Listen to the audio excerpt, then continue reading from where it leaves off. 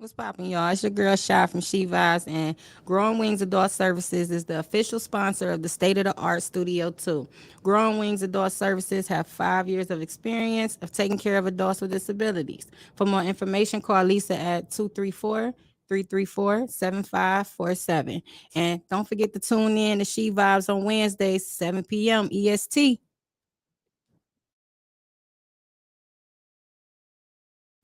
Comedian Sean Boyd from Just Therapy, the podcast. I got to talk to you about Detroit Auto Parts. They're the official parts store of Redline Radio. They have two convenient locations, one on the east side. You can call 216-531-7373, or the west side, 216-398-7373. Don't forget to mention Redline Radio and you receive 10% off your purchase. Make sure you hit up Detroit Auto Parts. Check them out.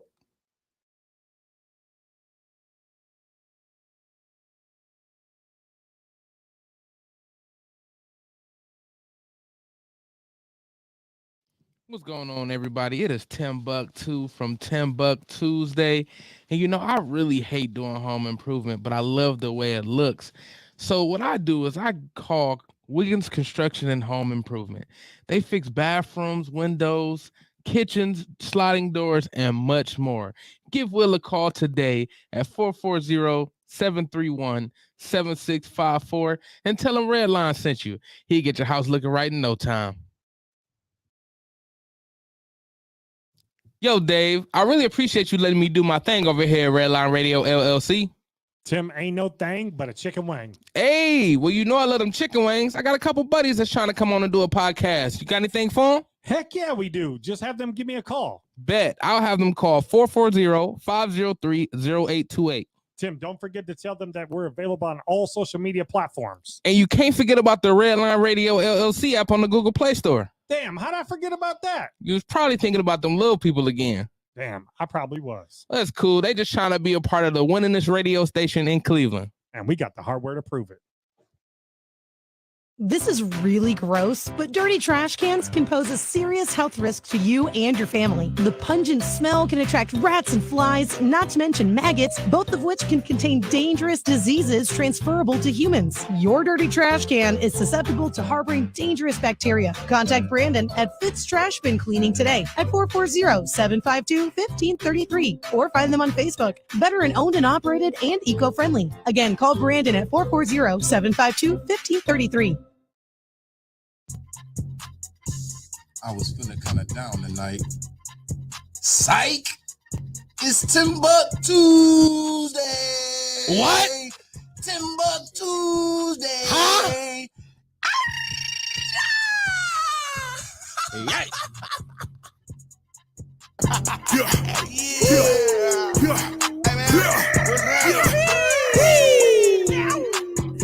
Hey, partner, what y'all about to do? Y'all might as well have a seat and let me holler at you. I'm about to bring the I'm about to bring the laughs. I'm about to pack a punch. You know I'm hungry, little mama. Come on, let's do lunch. You know I'm next top comic, but let's just pick the topic.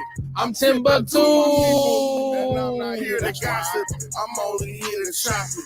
But I might get obnoxious. I want to hear your vision, but please make it hypnotic. You know I'm on a mission, but please I need permission. But sign this paperwork.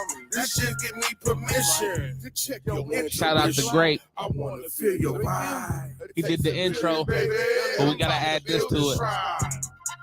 It's TimbukTuesday. It's TimbukTuesday. It's TimbukTuesday. Yay. What's up, everybody? Yeah, we about to have a party. What's going on? What is going on? What is going on? Y'all know what it is. It is TimbukTuesday. Yes, it is. I am back. Like I never left, because I didn't leave. I spent the night here last night. It was great. It was fucking great. It was fucking great. Nah. What up, SB? I'm ready. I'm ready for them pissy chips. I ain't gonna lie to you. I'm ready for it. If y'all don't know, they have chips that taste like vagina, and we are gonna try them on Just Therapy. It's gonna be dope. I really love eating pussy, so them chips should be great. Yes. I love eating though. Eating is like, top tier on my list, like of things to do. Top tier. I can't wait to face dive into some soon. I'm face diving into some plates. And Jay, what up, girl? That's his girl. If y'all know who him is, it's the Lord. I would praise him, but, Yeah, Willis. Shout out to my nigga Willis. He said, "LOL, I never knew it was one vagina flavor." To my knowledge, there's not. But I believe they will have different flavored chips. Different flavored ones. I don't know what they're gonna have. They're gonna probably have, some water flavored vagina. There's gonna be some pineapple flavored vagina chips. There'll probably be some raunchy ones. Those will probably be salt and vinegar. They're probably gonna have a whole lot, but I'm only gonna try the one for real, because I hope they go stale. I hope they don't taste like fish. You know what I mean? They might smell like it, afterwards. But how y'all feeling, man? How y'all feeling? What's up in the comments?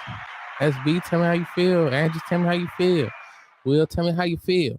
And while y'all type that, I'm gonna read off a sponsor. And I'm gonna shout out our latest sponsor, which we just did a live recording at. So shout out to Lucy Shenanigans and Seafood.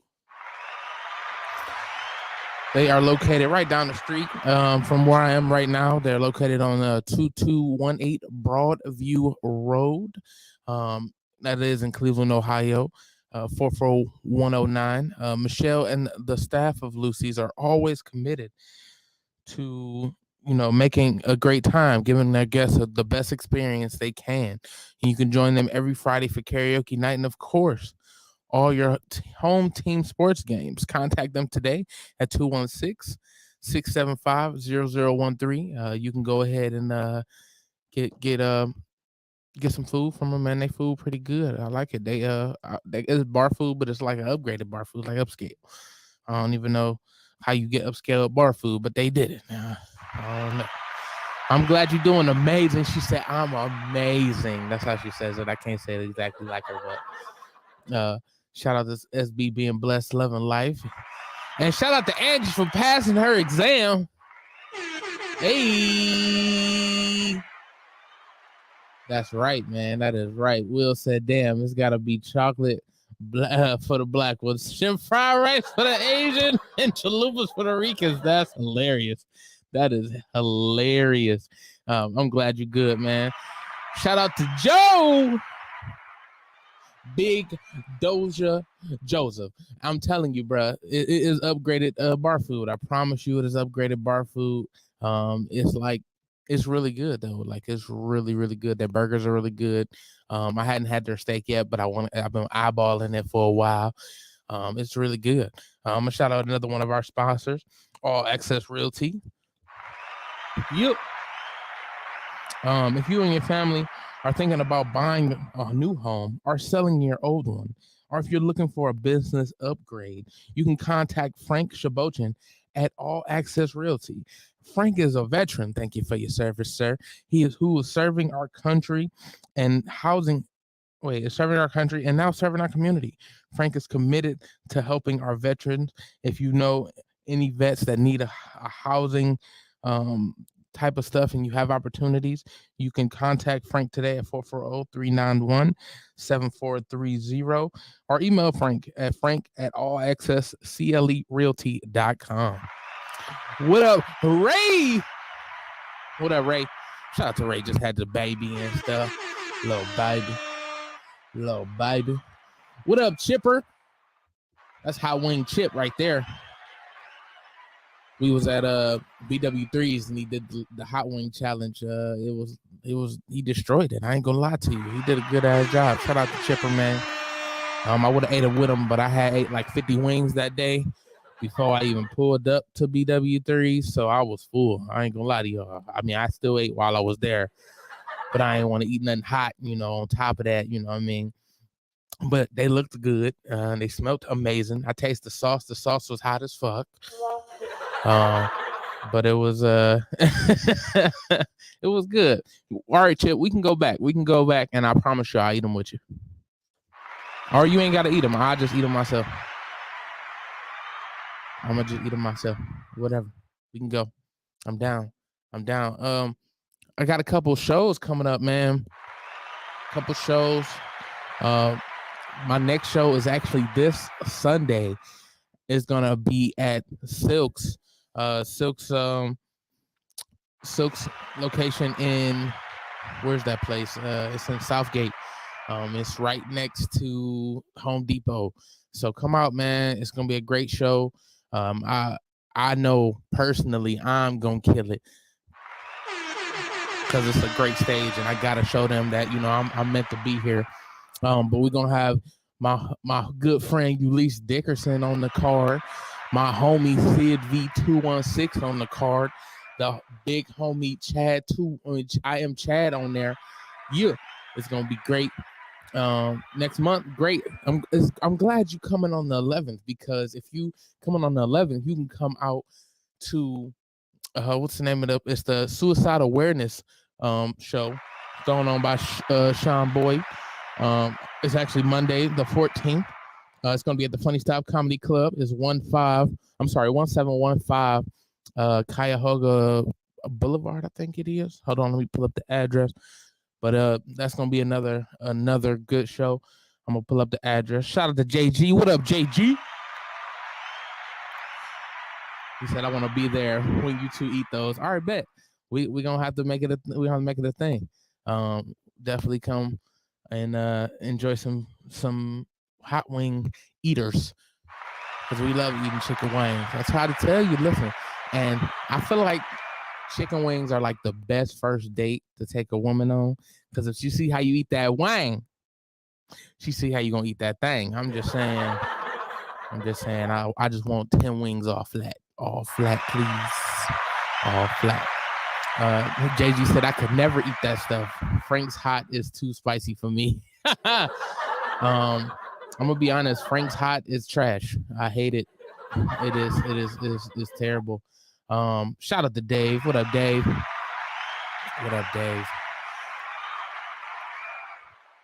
He is the owner of the Red Line Radio. He allowed me to be in this position, mostly so he didn't have to be.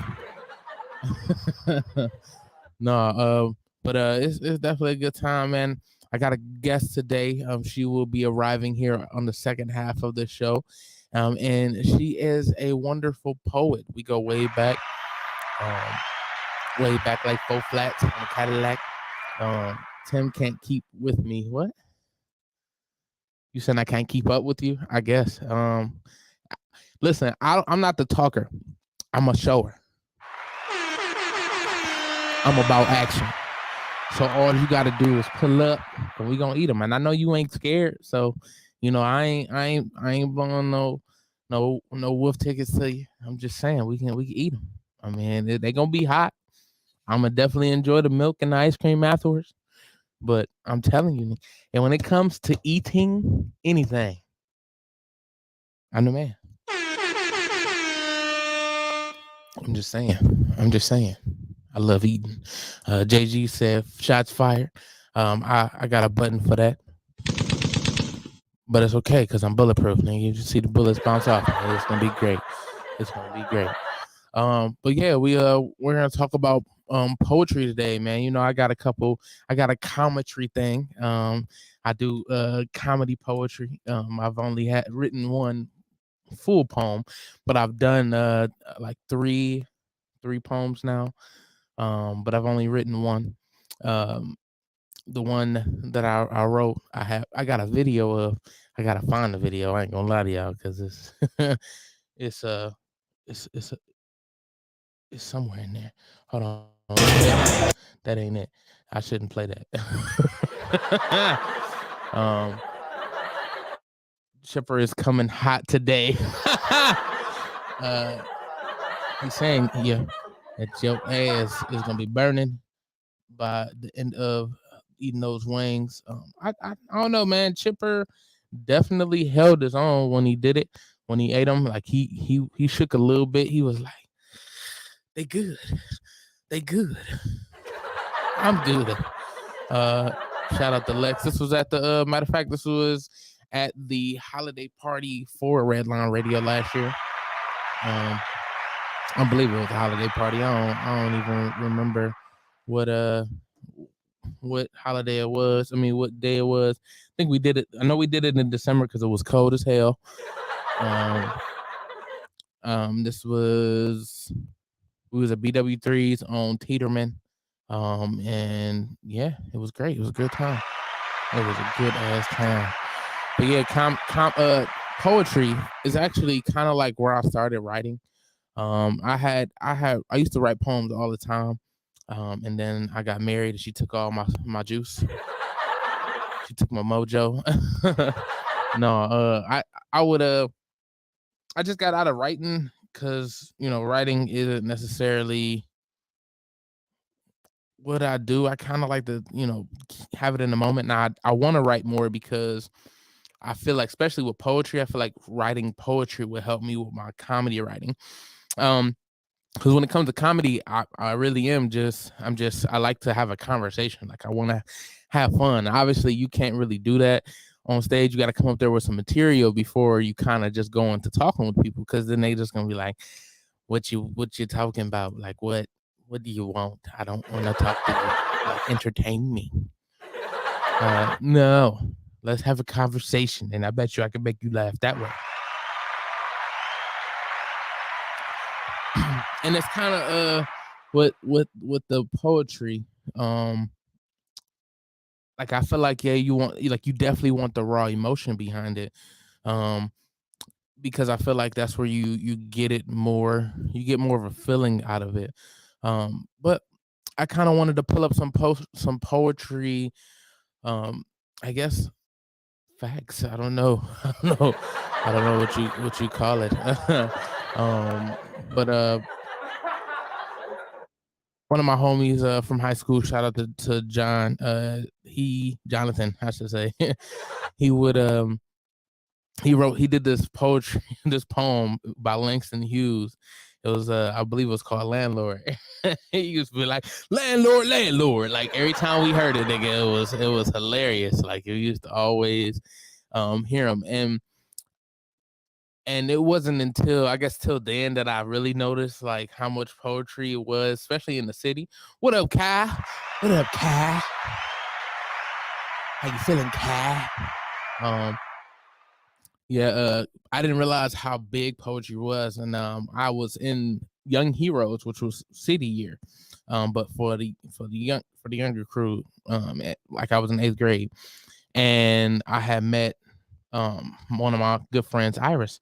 I'm sorry, Eris, and she did a lot of poetry, and she actually came up to the school when I was in high school, and she did a poem, and people was just like, dang, this woman is good. That boy's good. But she was amazing. Like, and like I said, it went back to like the raw emotion behind it. Like she poetry, when you act it out with somebody else, or not acted out with somebody else, just giving a more like animated feel, you can like really start to get into it, and like it just takes over, man. And I really enjoy poetry. Poetry is dope. Poetry is dope. I think the first time, what up, Jess? How you feeling, Jess? You missed my face? Oh, Jess, you're making me blush. You'll see the red right here. I'm blushing. But poetry, it's just definitely it's another way to actually get out what you're feeling.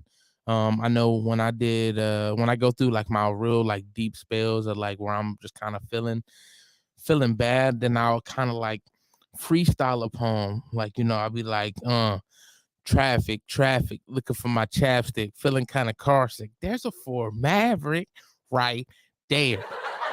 Boom. Homes. I gave y'all. No, shout out to the homie B-Rad.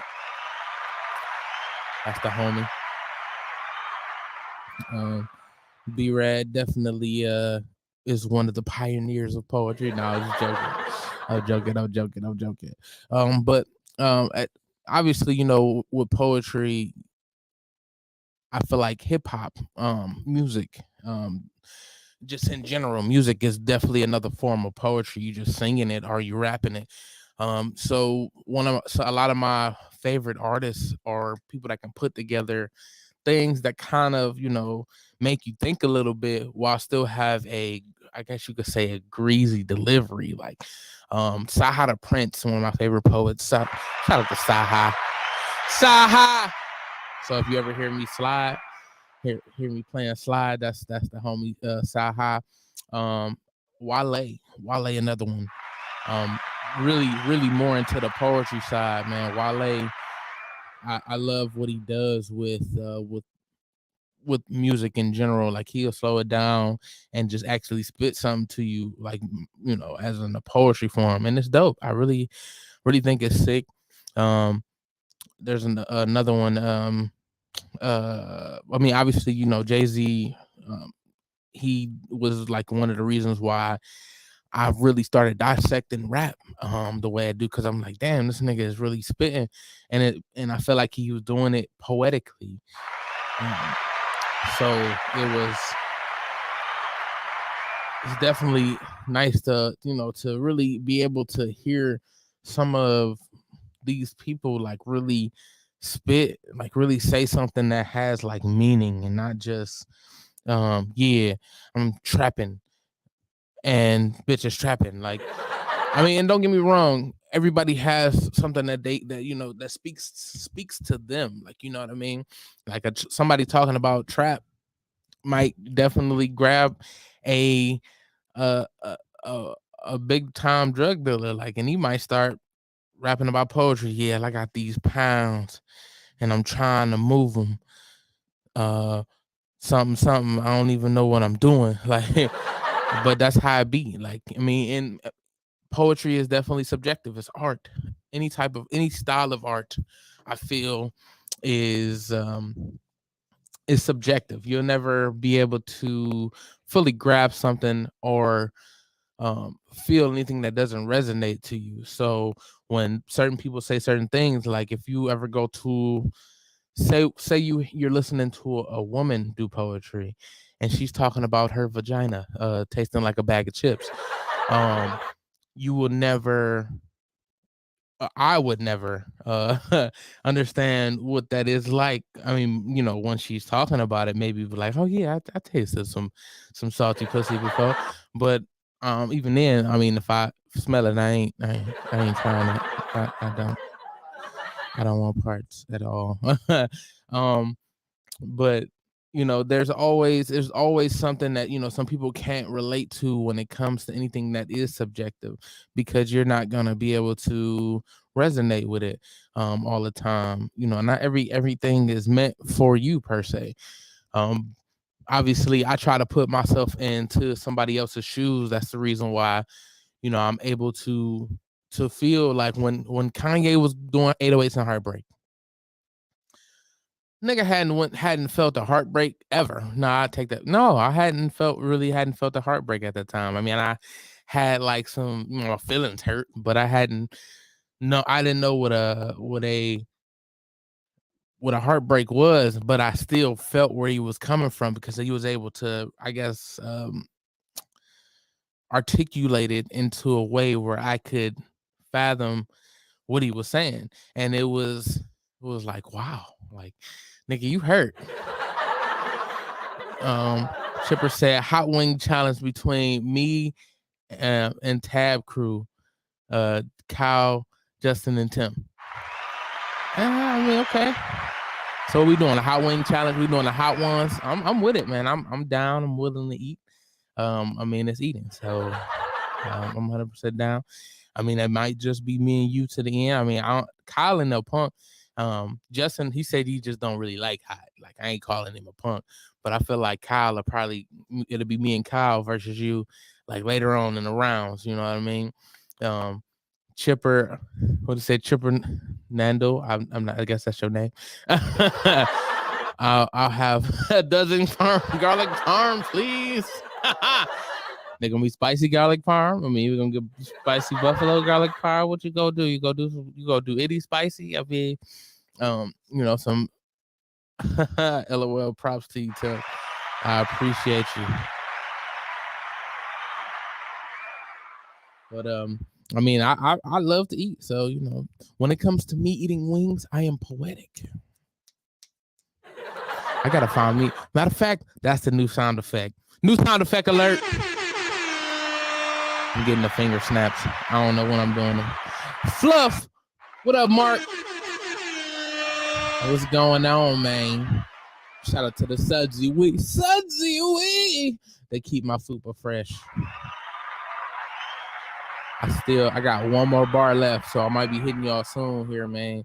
I need some more freshness. I got my cotton, I always messed up. It's fresh linen. I got that. Christy, the other part of Sudsy. You see how it make me spaz out, right? Anytime you hear me do that on Lex, that's just exactly how I look. Sudsy. Look like I just busted a nut, didn't it? It just looked like I busted a nut.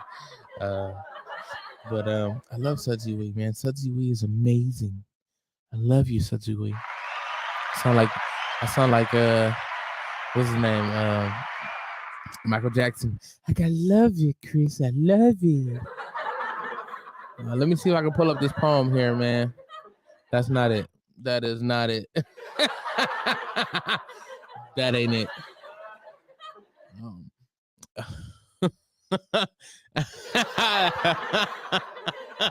I don't even know what my old face is. That could be it. Well, bro, is that a soap orgasm or soapgasm? Yes, it is. Hey, I'm gonna be honest. Like, there's like no feeling. There's like very few feelings better than taking a hot ass shower with some clean ass soap with a clean ass body. I'm telling you, like, if I personally go 1 week without taking a shower, I feel disgusted. And I've had to do it. I've had to do it recently. I mean, I don't let people smell me. You know what I mean? But things happen. My life ain't perfect. I don't have access to it all the time. But I can use the water and wash my ass. And Sudsy Wee is clean cotton. God damn it.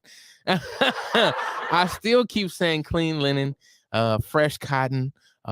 What else? I said powder fresh, lemongrass. Oh, yes, I haven't smelled. Did I smell the lemongrass one? I don't know if I smelled the lemongrass one. I think you've had some of the other ones. We had the smooth guy. What's that one? I forgot what that one's called. I forgot the names. Your names are so unique that I just keep forgetting them.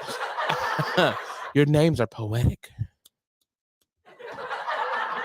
I'm getting that snap. The snaps is happening. I don't know how I'm gonna find them and when I'm gonna find them, but they happening. God damn it,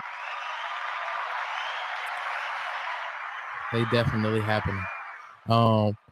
So back to this poetry, because clearly I didn't got off topic. Got talking about soap, and so washing your ass is so poetic. It's just so amazing. But all right, so I'm actually looking up the definition of poetry. So poetry is literally work in which special intensity is given to the expression of feeling and ideas by the use of I guess that's supposed to be descriptive style or distinctive style. I'm sorry, I can't read. Distinctive style and rhythm, poems collectively or as a genre of literature. So poetry is considered a collection of poems or poems collectively. So I guess I got to look up the definition of poem versus poetry. I want to find this commentary video, and I should have probably found it before time. But if you see, I have my work uniform on, so I didn't have like ample time to do so. But I'm still gonna find it because I got to. Where are you? Boom. I think I might have found it, y'all. Please bear with me. I think I might have found it. I don't think that's it. That ain't it. God damn. Let's see. There it is. Found it.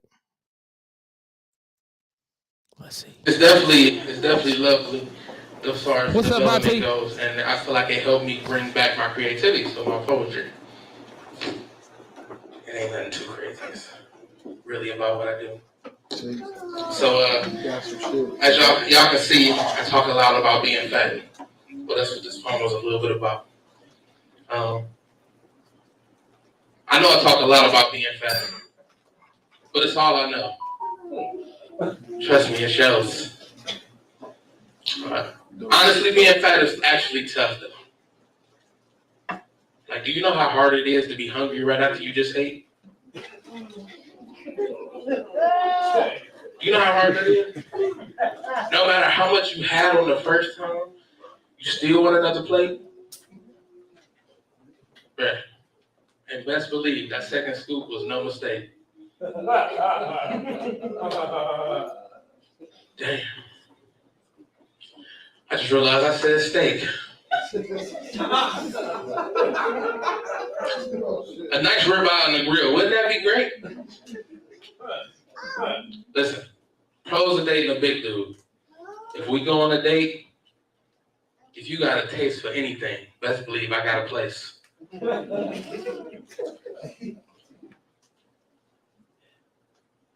Oh, you had to reschedule? That's cool. I'm gonna just keep that reservation because I'm still eating for two.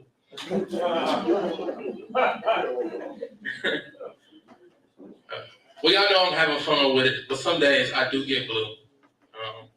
Because being a big dude, there are really just some things you can't do. Like, when I go to the mall, I'm really just going to sightsee. Because it ain't nothing in that that can fit me. She said, oh, she's sad for me. She's like, nigga, you right, you're really depressed. I'm not. I love myself. It's different. But even the shoe stores are a stretch. Because depending on what size was the shoe, I need at least a 15. Yeah, man. Being big ain't easy. But I'm making a change. Now I just get a Diet Coke. I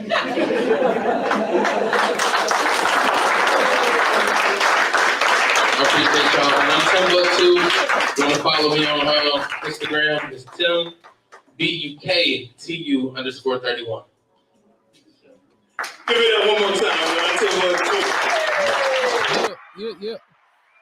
Yeah, that was my commentary. Like I said, I enjoyed that very much. Shout out to Cleveland Holmes for that room. He actually does. I don't know if he still does it. I haven't talked to him in a minute. I haven't been up there. I'll be busy talking about balls every Wednesday 7 to 9. Also Wednesdays we got She Vibes from 8:30 to 9:30. Actually, I want to shout out Kevin Kwan finally came back this Sunday. Kevin Kwan is back. They're back from 3. I think they're gonna be 3:30 to 5:30. I'm not exactly sure, but follow right by Medium Ratchet. Shout out to Precious. And then right after that will be Steel City Renegades. Mondays we have Just Therapy. They come to the couch with Just Therapy. They're pretty dope. Hey, Kyle said he accepts, Chip. What's up, Auntie? I think I said it, but I'm gonna say it again. What up, Auntie? Bars, appreciate you, Willis. Chipper said he's the Kyle accepts your challenge. You already know what it is. It's Tuesday with TimbukTuesday, 6 to 8 every Tuesday. I miss a Tuesday in here to set up, some live remotes, which we just did. Shout out to Lucy Shenanigans. And actually, this Friday we are doing another remote up at tattoo therapy. Since we were talking about just therapy, we're doing tattoo therapy up at in Parma Heights. It's gonna be pretty dope. I think that's gonna be a fun night. It's gonna be Lex doing a Friday show as well as Lee Money. So shout out to them. And thinking of Lex is gonna be on Thursday. He's still gonna do his Thursday show. So if you can't watch the Friday night show, you can definitely watch Thursday night, which we will have a special guest, Fred. Club Pizzle also on Thursdays. Broad Street South is actually Tuesdays and Thursdays. Shout out to Broad Street South. Back on Tuesday. I know I'm jumping through the days here, but we got a lot of shows here on Redline Radio.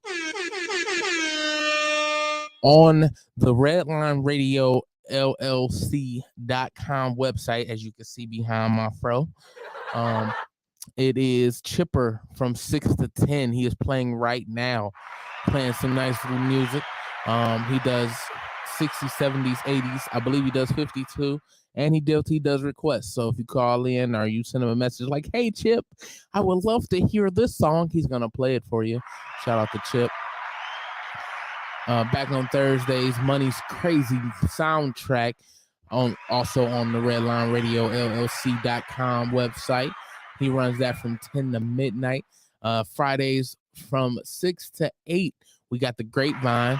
Oh, I heard it through the grapevine. Ooh, oh, oh, ah. Followed by Money's Crazy Mind. And then Saturday, which we actually do pre-record usually for Jin, it's from 8:30 to 9:30. Tonight, I believe not tonight, but Saturday she will have Ulysses Dickerson and Laura something. I don't remember, but I will remember tonight. And then Saturday nights, also Too Much Information. Shout out to TMI. They are from 10 to midnight every Saturday night. But to start the day with sports, we have 4th and 15 with Mel and Smooth. I said that smoothly, didn't I? I'm finding them goddamn snaps. I don't know how I'm going to find them, where I'm going to find them, but they getting found. Hide and go seek. Ain't got shit on me. I always tell people I suck at hide and go seek because I'm hard to miss. I always got caught as a kid. Like, it sucked. I ain't play hide and go seek. I ain't play hide and go seek. I ain't play tag. I ain't play duck goose. Anything that had to do with running. And the only thing I did was dodgeball, because you ain't really got to run that far. You catch the ball or you can dodge. I got a quick first step. I'll tell you that much. After that, I'm stuck. I'm stuck. And so, but I did that. I play basketball, but only half court. Nigga, I ain't running full court. I can't do it. I'll be sitting there tired as hell. I can't run. But back to the poetry. Poems are like music for me. Like I just like how it digs in a little bit, and make you really think and make you feel. And that's the reason why my poem has stuck lately, because I don't feel anything. I'm a robot. My nigga Sonny said from iRobot, I don't feel. I don't know what to do right now. My nigga Will Smith was like, leave my wife's name out your fucking mouth, Sonny. I didn't see your wife. No, but poetry definitely, like, when I get into my real deep like moods, like where I'm like really feeling like I need to kind of get something off my chest, I go to writing. And I've written a few things. Like I would have to really find them, because like poetry for me, like I'll send like little poems and here and there to my best friend. Shout out to Tier. Um, um, let's see if I can find some real quick, really quickly here. This sucks. I can't find it. There we go. Notes. Notes to self. God damn it, I can't find notes. Anyway, I'm fuck it. I'm gonna go off the dome here. So I always talk about this thing called life. Hey, hold on before I get to my poetry. Shout out to Lex Vegas. He said roses are red, the baby daddy's balls are blue. The coldest host on Tuesdays, none other than Timbuktu.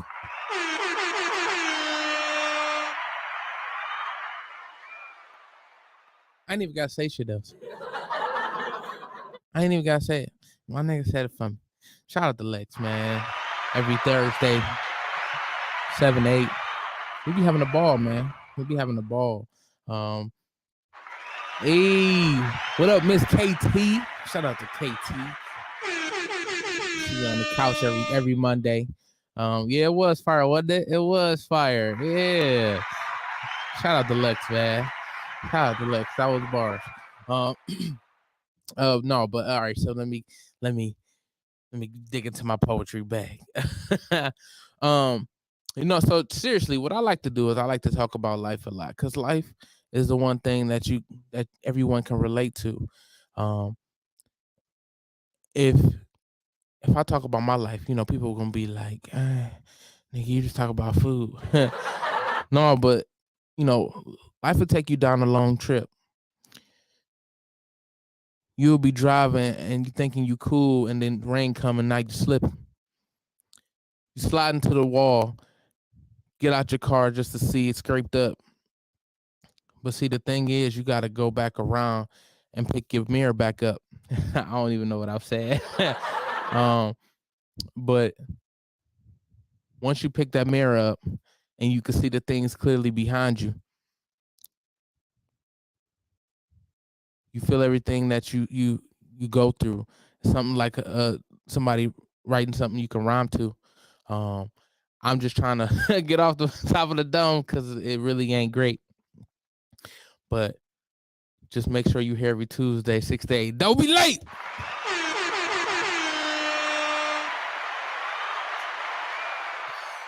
Yeah, that was terrible. I know that was terrible. I know it was terrible.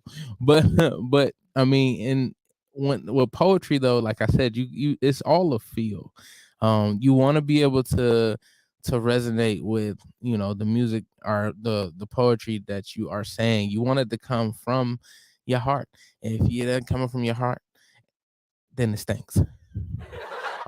Anybody else got any poems? Anybody else got any poetry? I know some of the great poets was Maya Angelou. I know y'all familiar with Maya Angelou. She's a phenomenal woman, phenomenally. I did her for Black History Month, and that's you definitely got to give her a shout out when it comes to poetry. Poetry is just for her, like when I was talking about the women making poems that say something I wouldn't be able to resonate with. She still was able to, I think, bring a full spectrum to everybody, being able to see black or white, woman or man, I should say black or other cultured, because I don't want to just say white. She was able to really pull in everyone, and I think that comes with it comes with the confidence, and that's why I tell people, like, if you be you 100%, especially with with poetry, people are gonna feel it. They gonna make it. I heard a poem this morning that was fire. Well, read it, put it in the message, copy and paste it. I know you probably like, I can't type all that shit. but the copy and paste it and put it on here so we could hear it. I think it'll be dope. Poetry, it just, it when I really started to understand words,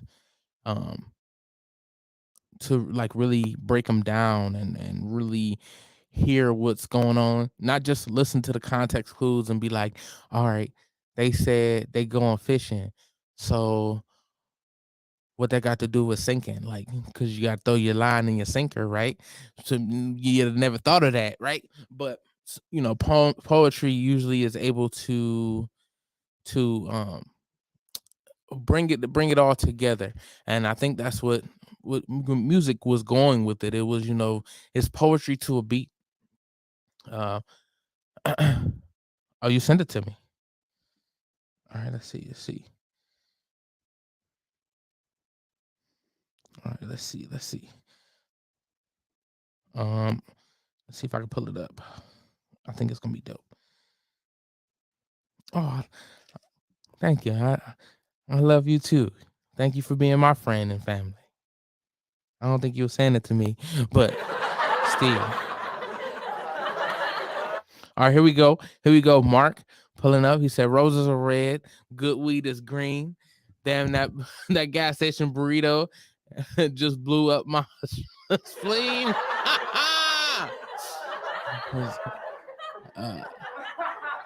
Actually, no. Did you put some hot sauce on that burrito?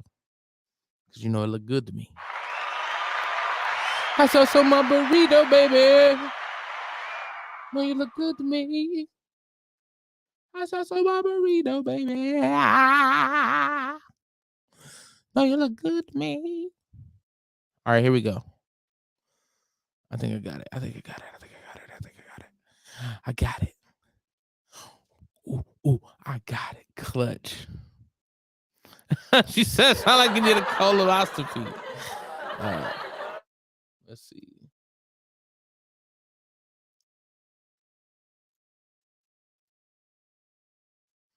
I clearly suck at this. I am not the best producer.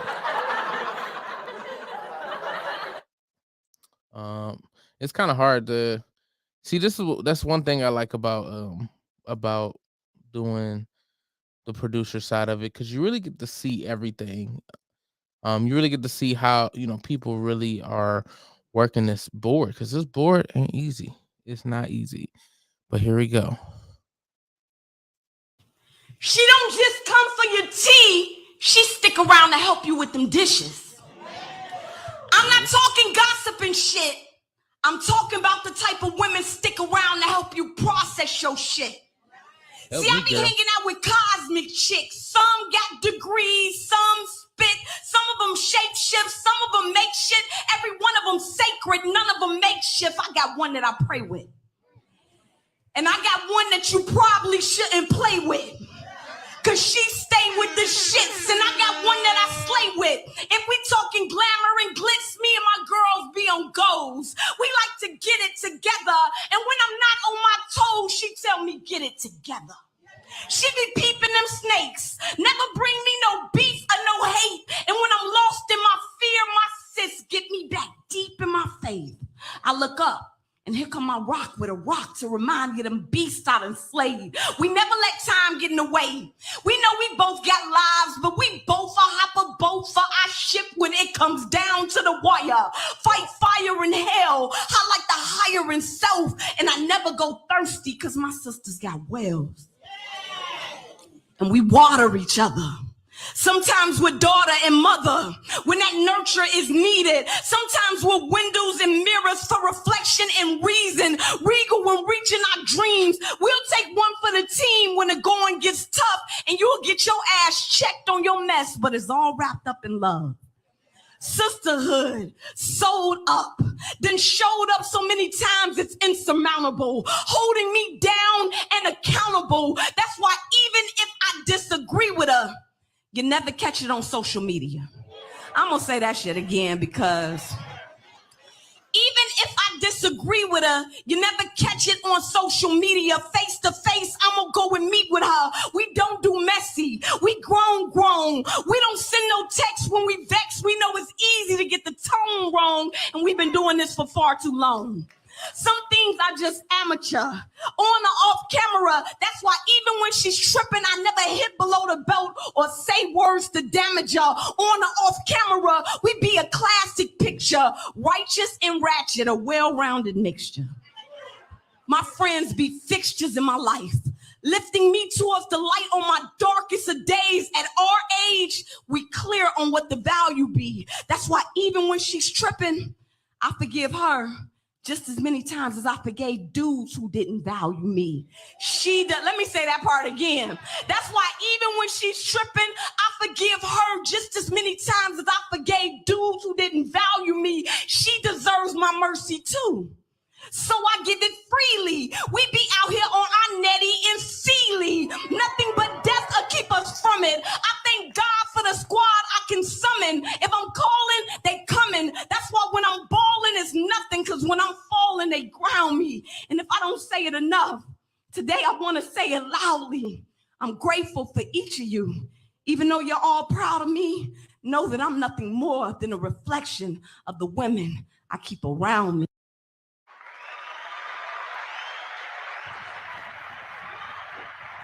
You see that? You see how she was?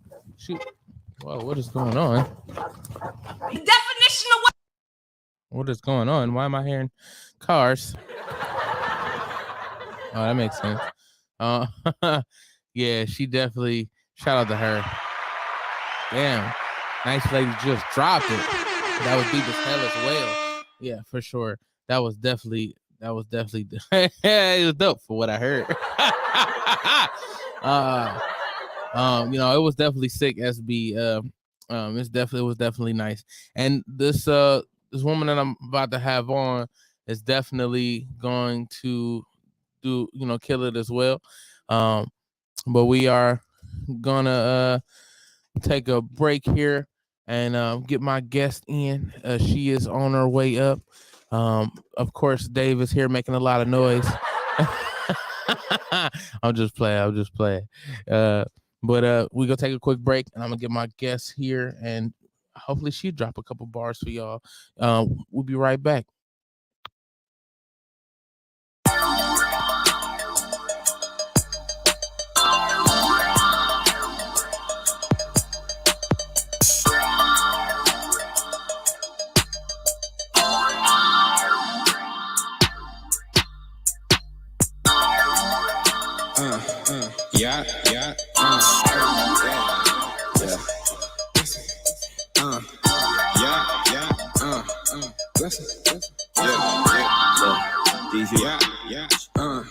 They want that aggression. They want what I know. Cause my mind is my weapon. And since adolescence, been blessed with these words. And they cook they like breakfast. You know I'm gon' bless them. For sure I'ma bless them. Take them to church, bitch, I put in that You work. know they like breakfast. For sure gotta bless them. Take them to church, bitch, I put in that They work. want that aggression. They want what I know. Cause my mind is my weapon. And since adolescence, been blessed with these words. And they cook they like breakfast. You know I'm gon' bless them. For sure I'ma bless them. Take them to church, bitch, I put in that You work. know I'ma bless them. For sure gotta bless them. Take them to church, bitch, I put in that work. See me in the yard, respect it. Hear me and it's unexpected. Out here rhyming, trying to make some sense. Not just rhyming, am I making sense? I'm in the booth, I'm whipping up the wrist. Cooking meals, that's a double dip. They want it all, but I never trip. Making hits, nigga, fuck a miss. On everything till my bones is twigs. Till it ain't no meat on my ribs. Keep grinding, man, I cannot slip. What's on my hip if I up this bitch? It's self-defense, I'ma end some shit. I swing low when I'm bending, bitch. I'm with my team and I never switch. Low key, been on the throne with it. King Crown D-Man, spending next week's cash we passing. Old school's going slow like school zones. D who they want me so much, I had to go and get 2 phones. Throwing parties in my new home, where the girlies get their shoes on. Claim I changed up 2-tone, never that list of shoes chrome. Gone. They want that aggression, I lock it and load it. Can't wait till I blow it, it's going. Go, smoke like locomotive, that money the motive. My words keep it flowing, you know it. You know they like breakfast. Stack cake like it's breakfast. I'm counting these blessings I see manifested. That aggression, my weapon, a gift and a curse, but it's more like a blessing.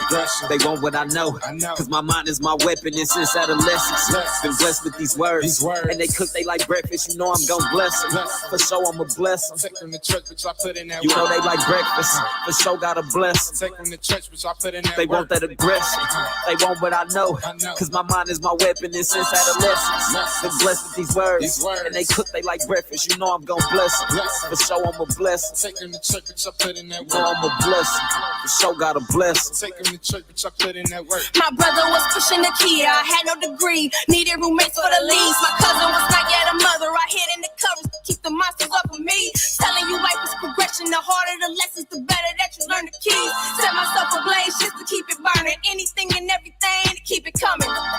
Blessings. I don't mind a bee sting just to keep it buzzing. Blessings. Anything and everything to keep the hustle.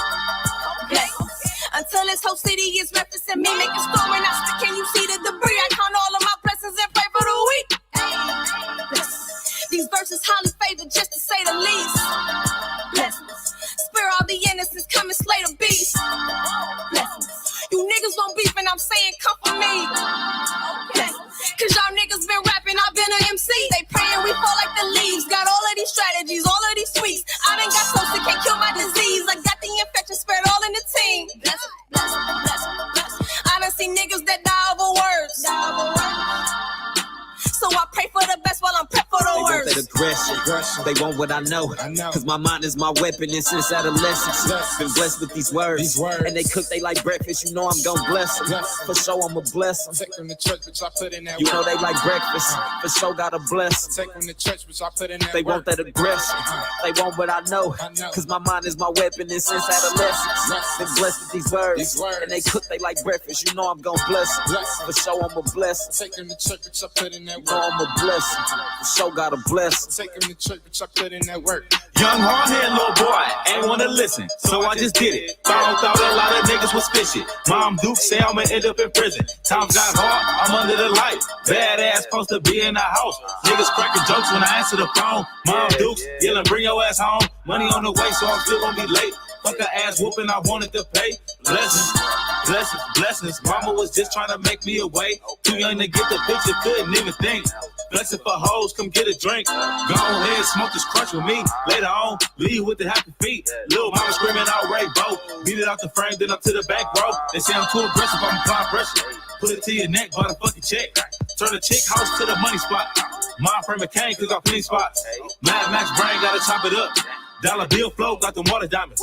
Bernie make my wrist, it's a house party. Like Martin told Gina, it's between us. Keep your mind on the money, then we team up. She a rider, so she driving while I'm rolling up. I put it down on the hustle, so she know the game. Gotta stay up on my grind, can't be switching lanes. All I know is hard times I gotta maintain. Living life like chess, trying to make a move. They want that aggression, they want what I know, cause my mind is my weapon. And since adolescence, been blessed with these words. And they cook, they like breakfast, you know I'm gon' bless them. For sure I'm a bless them. Take them to church, bitch, I put in that You work. know they like breakfast, for sure gotta bless them. Take them to church, bitch, I put in that They work. want that aggression, they want what I know, cause my mind is my weapon. And since adolescence, been blessed with these words. And they cook, they like breakfast, you know I'm gon' bless them. For sure I'm a bless them. Take them to church, bitch, I put in that You know work. I'm a bless them, for sure gotta bless them. Take them to church, bitch, I put in that work.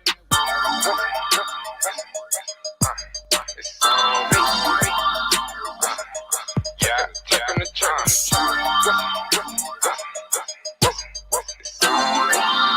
Take them to church. Yeah, bitch, I put in that work. Hey, hey, hey, hey, hey.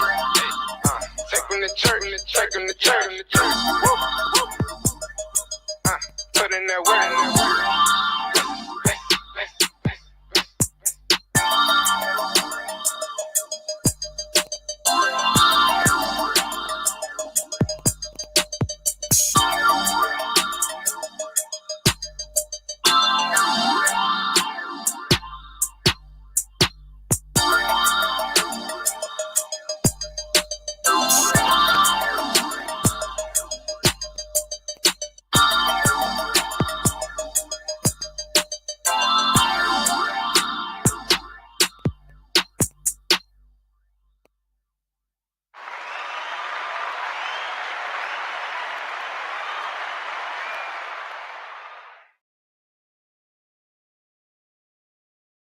Welcome back. Welcome back.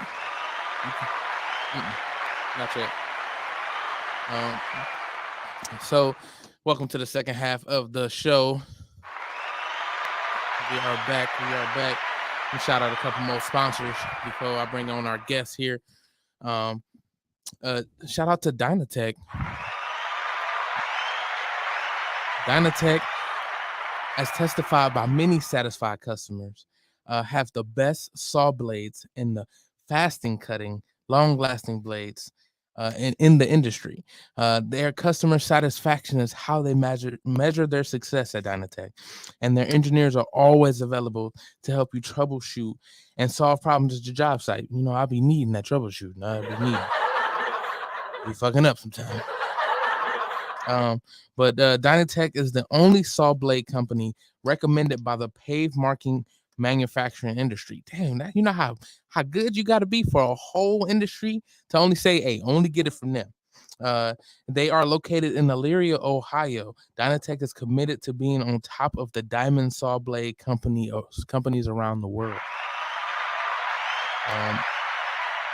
Their product includes saw blades. I just said that. Abrasive blades and pave marking blades. They also have core drill rigs and core drill bits. They also have high-speed gas saws powered by my gas. They have masonry saws, walk behind saws because I damn sure ain't walking in front of it. And they also have tile saws. And they have other construction equipment if you need it. You know, they got the jackhammers. They got all type of stuff. But they stand behind their product with a warranty and customer service that will keep their customers satisfied and ranks them the best in the industry. You know how good you got to be for me to say industry 3 times? You got to be really good. You can get them in Elyria at 161 Reeser Court in Elyria, Ohio. That is 44035. You can call them today at 1-800-446-9001. Or if you just you don't want to talk to nobody, you just want to email them, you can email them at sales@dynatech.com or visit their website, which is dynatech.com. And of course, one of our favorite sponsors here, because she is sitting here, Miss Lisa. And that is Grown Wings Adult Services. They're the official sponsor of the state-of-the-art Studio 2. Yeah. So when we are talking about balls with all the green screens, we be at Studio 2, which is sponsored by Grown Wings. And they have been in the adult service, for over 7 years of experience with adult services. I don't know why that came out so funny. I feel like it's the way it's written.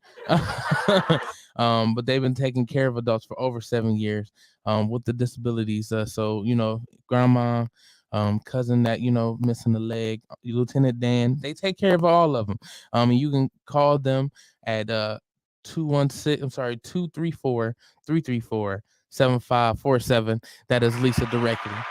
So she gonna get you right. I'm sorry I messed up your sponsorship, Lisa. I love you too, Lisa. But we are now in the second half of the show, and we are gonna bring on my guest here. She's a good friend from high school. I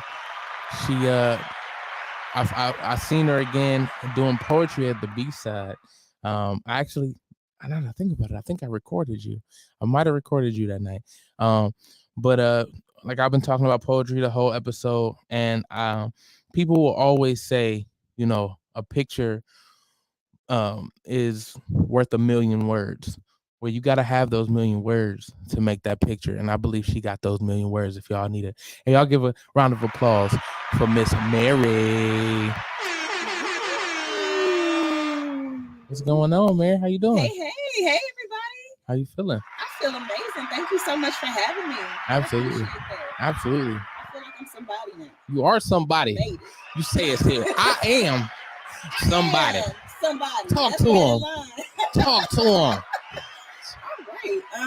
Well, I assume you want to hear a little something. Yeah. Well, something. Okay. We definitely do. We're gonna start it off with the poetry. Let's go. So this will actually be only my second time attempting to perform without my phone. Okay. Even though I guess that wouldn't really matter in this particular situation. It's all about growth. So I thank you for the opportunity. Absolutely. So what I'm about to recite, I guess, doesn't have a title. Okay. Because I kind of want to do some research, see how the audience, responds to this piece. Okay. So I'd rather perform it first and then kind of talk about what it's about. Okay. Okay. These last few months, they feel like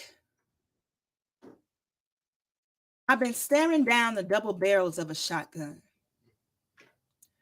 wondering how bad it will hurt if you finally pull the trigger.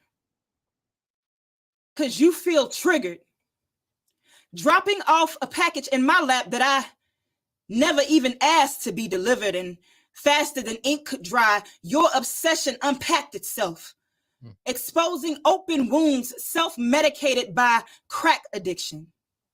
Mental illness amplified after being coddled by neglection. Shallow graves dig themselves deeper each time you escape to the place where reality pairs itself with fiction. If only your burdens could bury themselves instead of passing themselves down like a tradition. I guess you became my problem the moment I paid you any bit of attention. And now I see how your type are easily forgotten about because caring, it just seems too expensive. If in the beginning was the word and the word was God, then I'll assume he's somewhere in you. I'll assume that your story has a purpose because in the end, it has been written, just forgotten about. Like the tattered missing dog flyer barely hanging on to the staple riddle pole on the corner, except unlike that missing dog, no one ever came looking for you. So instead, you came looking for somebody to own you. I guess your purpose in life may have been to bring awareness to illnesses that go too long untreated. Well, to be on the receiving end, I'll let you know that your demons appear to be relentless. Your threats are endless. And our society is too scared to look over its own damn shoulder out of macro fears that it might see you. Out of fear that it might come face to face with the illnesses of its world and have to deal with you. So instead, you heard my name one day, and like a leech, you latched onto it. You followed, cornered, and threatened me with it. Hell, you knew my name before I even knew you existed. And so, 4 court dates, 3.5 months, 2 police reports, and 1 protection order later. Hey. We wait here. Poem. Ooh. I can't. You might not be able to hear the finger snaps, but I told you I was gonna find that one. That's hard. Okay. So we definitely would love to unpack that.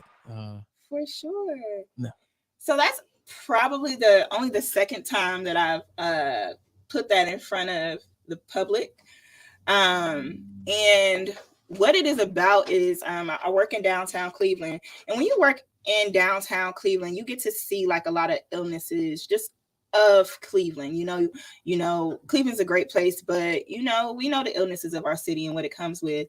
And so, downtown is a concentration of, it's a dumping spot for, things and people that people don't care about. And so, in working in downtown Cleveland, I happened to pick up a stalker. Oh. So that started back in May. And the guy, he just, honestly came out of nowhere, and he followed me to my parking garage. He followed from behind me, calling me by my name. Oh. And I never knew how he figured out my name because in my line of work, I don't wear a badge. I'm not on the phone when I leave my place of work. because, you know, just as a woman, you park in downtown. By the time I get off, you just have to be cautious. So I try not to be distracted. And so one day, you know, he just followed me to my garage. I didn't even know it. And, you know, I heard somebody calling my name from behind me, and it was him. And so it turned into a whole thing. He was very aggressive. He had backed me into like the corner of the garage and everything like that. And somebody had to intervene, saying, you know, she's not interested, because you didn't have to know what was happening to know what was happening. And so a guy kind of came to my defense, you know, the guy, you know, who was, you know, who knew my name, who later became my stalker, because this was just the beginning. You know, he just wouldn't back off. He was very persistent in asking for a date, and he would yell my name. And so the guy who intervened told me to run upstairs, get my car, come back outside. And that wasn't the end of it. That was just the beginning. And the guy, he was standing in the middle of the street when I pulled out of my garage, still screaming my name, asking me out on dates. I had told him that I was in a relationship. He said he didn't care nothing about that. But you know what? I thought that would have been, even as scary as it was, because it's just like, how does this person know your name? And clearly they know your routine, because they waited for you. They followed you, you know, and they have these hopes. But naively, I was even hoping that was an isolated incident. Maybe, you know, he overheard my name one day. Yeah. I don't know. But, and he just hung on to it. And so that was just the beginning. It was like the next week and the next week and the next week. So he would show up to my job now. And, you know, he would just always come up from behind me and just sneak up on me. And then like the most recent straw is, like, I had this video on Instagram. He had followed me into a hotel. And I didn't even know. And I was trying to get something out of the vending machine. He's still actively. It's 4 court dates later. So I'm still going through this. My next court date is December 16th. Warrants out for his arrest and everything. It's been a whole thing. But in this moment, when it started, like, I just felt so vulnerable. Yeah. And it's just like a part of me is fearful. You know, I'm scared. You know, I'm just going through all these emotions, because it's like a movie almost. But then the other part of me, being who I am, can't help but have some part of compassion, because I want to know what even brought you to the place of thinking that this is okay. Who neglected you, and what are you looking for, or what do I remind you of, to where you've become this toxic to my life and yourself? And so I had made this video. The last time he harassed me, he always will get me in the corner, because he's quiet. He knows my movements. And this time I got him on tape. And I just wanted to put it out there, because the interactions became so intense. He's so relentless that I didn't know how this was going to escalate. So I'm saying, let me get him on tape, and I'm going to put it out there. That way, if something ever happened to me, you know, y'all have a clue. And so when I posted that video, so many women were like, me too. Oh my God, it's the guy.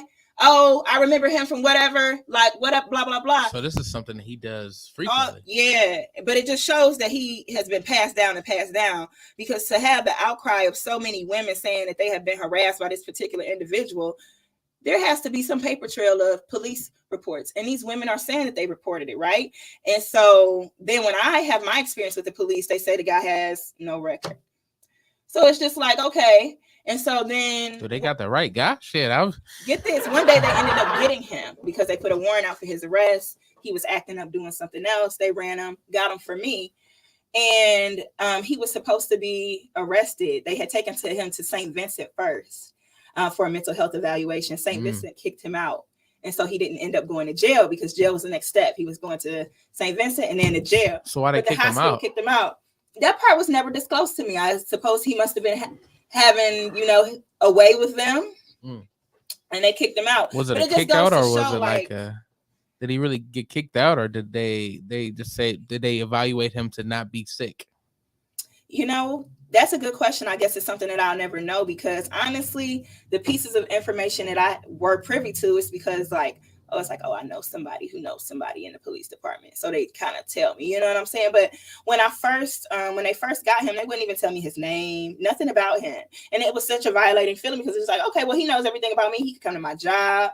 He could call me by my name. He called me by I don't even know this man's name, you know? And so it's just like, it shows like how you have just really gone through the cracks. Yeah. And so I just began to find new things out. And I've been to court dates with him. He's demanding in court, yelling at the judge, talking about, let me see her.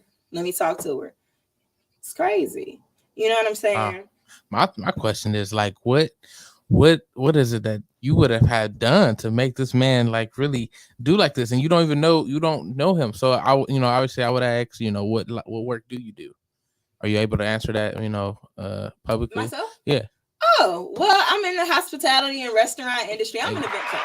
Okay. So right now I work downtown for a fine dining restaurant. And just the looks of the guy, he would have stuck out like a sore thumb. Okay. You know what I'm saying? If he was like a patron who had come through. Okay. Just because it's the check-in process is just so hard. He would have stuck out. He would have stuck out. So I don't know, but I'm kind of still going through it, and it's just been a big bureaucracy, like just trying to be safe and things like that. Like he's come to my job when I wasn't there, harassing people trying to get in, trying to see and ask me. I'll be at home on my couch. My manager will call me and just be like, "It's the guy. He's here. We called the cops." So but it's like CPD's response time is just so slow. And you downtown already. Like, I don't understand. That was another kicker though, right? Because they told me that, downtown is the most populated area in terms of, CPD. Yeah. On one particular instant where, he had cornered me and was harassing me. And he just was telling me the people were around me trying to help me. People are always around, but he doesn't care about people. Yeah. That only makes him want to react more. Yeah. And so this particular day, it took them 6 hours to come out. My job had me locked in the office. 6 hours. Yeah. 6 hours. Yeah. And he was there the whole time. Yeah. And their response to me was basically, man, we have so many shootings and stabbings. You're really not a priority. So I said, you have to find my body in order for you to come. What about preventative measures? And they were just like, downtown Cleveland, blah, blah, blah. So the officers who ended up coming, because I'm talking to the dispatcher, I'm like, why haven't you sent anyone yet? And by the time the cops come, they just said, anytime, it's supposed to be 6 to 7 cars in the district at a time. Today, there were 0 cars in downtown Cleveland. So why would I feel comfortable? What was the chances of that? Like, how is there 0 cars in the most populated area I of guess the city? that spread thin. It's just been because they ended up, one time they arrested him. And we're going through this court case right now. So they're asking me like, what do you want? The prosecutor's asking me like, how do you want us to push this? Do you want him to, be released? And then, we'll have more time to try the case, or we could keep him up, but, we'll be rushed and we won't be as prepared. And so he said, but we could put a GPS on him. That way, if, he gets out, and he comes near you, we'll kind of know and we'll just naturally respond. I said, why would I trust something like that when you just told me that there's 0 cars downtown Cleveland? Why would I think that he's gonna whatever? It's just been a whole process. It's been a lot. I done had deep. So many protection orders, temporary it just is crazy. And he just keeps going into the street. Like, it's a problem nobody wants to deal with. The drug addiction, mental health, all this stuff. So so do you know a little bit of information about I do at this point, because it's been so many police reports.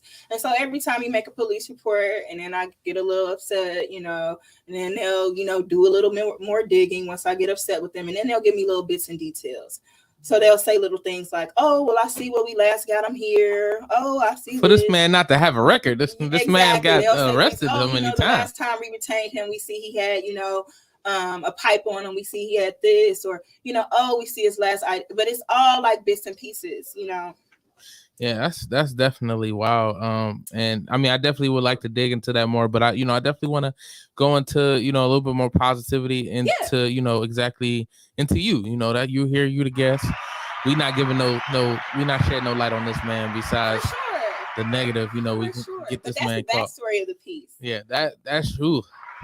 That's deep. That's deep that you, and I'm sorry that you're going through anything like that. Me having, grew up in a house with 3 sisters, like the last thing, I ever wanted was, for them to even be harassed in that way, sexually assaulted, anything like that. And when I see and hear stuff like that, it always like makes you wonder, like, what the fuck is wrong with you, bro? Like, and from what I'm told, like, it happens a lot. And for you to say that other women have come out and said they've experienced that, it sucks, man. And like I said, I don't even want to give that man no light, man. Fuck that guy. Fuck him. Fuck you with the biggest sick dick. Right. So your Can I poetry. say that on air? Yeah, you can say anything you want. We can say whatever the fuck we want on this motherfucker. Okay. But poetry, like how? So when you really start falling in love with poetry? I've always been a writer. I published a book when I was in elementary school for poetry. So I've always been a writer. Like math and science is like not my thing. I'm like, oh God. Like I could do the minimal, the basics to get me through life. Like I know how to count my change back. You know, for sure. Make sure you're not For sure. I've always been more so hands-on creative, a writer. Okay. Just something about words and the power that they bring. And yeah. I had taken a break from it. And then let's see, I had went through a period when the pandemic came. I was laid off for 2 years. So it gave me that free time again. And I was frustrated, honestly, about some things. And so the way that I would deal with things when I don't know how to process them is to write about them or tell a story. Yeah. So that's what kind of pulled me back into it. And then I was looking for open mic nights. At the time, I was outside of the community. So I had no idea where to find them in Cleveland. Just doing the general Google searches wasn't hitting for me. And so my friend said, girl, why don't you try B-side? But I hadn't been to B-side in like 10 years. Yeah. Since like I had, initially took the stage. Yeah. And I'm like, oh, they still do it? And then she's like, yeah. And so I'm like, when is it? And she's like, 10 p.m. on Tuesday. I'm like, oh, Lord. On a weekday. On a work day. Yeah. So I started tapping back into it with, Lyrical Rhythms. Yeah. And then that's when I ran into you. Yeah. And then I wanted to, grow and see what else was happening. And just from coming to that scene, which is a good platform for a lot of people, people just started inviting me out. Hey, I do my open mic over here. Hey, I do one over here. And schedule permitting, I tried to go support everybody. And people just started saying, like, you should take it more serious and, whatever. Because, I do lack a little confidence sometimes, even though I'm loud. And when I get to, whatever, it's nerve wracking because, your art, what they say, you're sensitive about your shit. Who is that? Erica? I'm sensitive about my shit. So it was like, I don't know. And then, when you go into certain communities, there is cliques, right? Yeah. Everybody, I kind of know everybody. And, you got to figure out where to fall in. But when I stepped back into the poetry scene, it was just all love. That's what's up. It was all love. And so I just started hopping around more and more. Yeah. People just started giving me encouragement and giving me tips. And I'm just like, you know what? I'm going to pour myself back into this. And I've always enjoyed just live performance. It's something about anybody's live performance. I don't care if you're talking about poetry, music, a play. Yeah. It's something unique. Even if I go on your show tomorrow, the way I recited that is not going to be the same. Yeah. It's going to be me and you's unique experience. And that's what I like about it. That's dope. That's dope. So you've, out of, do you have a favorite venue of where you've done your poetry? Yes, I will. I won't say like a venue per se, but I have poetic moments. I have my favorite supporters in the community who host their open mics. Okay. They'll do them in different venues. And when those people invite me out, I'm coming. Hey. I'm running. So I'm going to shout out Wall Street West. Hey, shout out to Wall Street. I'm going to shout out Morgan Page. Hey. Just Cause. Hey. All those individuals those are people, I think, Charmed by Blaze. When I started hopping back on the scene, all those waymakers just gave me a platform and just showed me so much love. I love Wall Street West. Going to anything he hosts. He'll hop around to different little venues in the city, and wherever he goes, I love supporting him because he gives you this introduction, and he really takes time to know each poet, no matter how small or large the crowd is. It's so personal with him. He's such a supporter. It's just such a calming experience. How many of us come off our jobs? We stress, some people's advice. I'm stressed as fuck right now. You might say, I need a drink. I'm like, shit, I need a drink and some open mic. Hey. So that's my thing. And so Wall Street West, he really got me tapped back into it. And then when I went to his event, he was hosting it at Floods at the time. And then that's when I saw Morgan Page. And I saw her, and I'm like, that sister is dope. Yeah. And so she just took off and started doing her own open mics, and now they're traveling. And so anytime she'll post an event, I'm going to go and support her. Hey. And Just Cause, he's young, but he's just full of fire. Hey. Said he may be young, but he ready. He's ready. ready. And so a lot of the people who I, look up to, I guess, in this local Cleveland poetry scene, they are taking off and they're doing new things. They're starting new classes. New doors have opened up for them. So I guess right now I'm just trying to make my own way. So that's why I'm here at Redline. Hey, well, we definitely glad to have you. Definitely glad to have you. How would you describe your poetry? Like, what would be your poetry style? Passionate. Ooh. Wow. It's like Charmed by Blaze. She invited me to this sip and paint poetry event. It was like real sexy. It was like poetic justice was the theme. Hey. So it was like you had the sip and paint happening. You had the DJ over here. It's the live artist going. You got poets, going at the same time. You got your mimosas flowing. Hey, you gotta have a drink. She invited me. She invited me to perform, and I'm honored at the time. Like, sure, I'll be there. And then she sends me a text like after I accepted, and she's like, "Oh, bring 3 poems about love." And I'm like, "Oh." She's like, "I ain't feeling that shit right now." And I'm just like, I had to look at all my work, and I'm like, I think I discovered something about myself. I don't know how to write about love, and I don't know why that is, but I'm motivated to write when I'm going through something, or it's something that's happened to me. I'm inspired. And I guess I haven't been inspired by love in terms of what we think love might look like stereotypically, lovey-dovey stuff, something soft. So what is that? So what does love look like to you? I mean, she said, love. I guess love it to me isn't an emotion. It's an attachment. Okay. And I would want to think about it being softer, a blissful thing to think about or be, or, to have a connection to someone or something. Yeah. You say softer. So is your love hard? Like, I'm trying to figure it out. Maybe it is, because I think I'm easy to love. I think people can love me easy, but I think it's hard for me to let people in. And I think that's because I'm scared of, being vulnerable,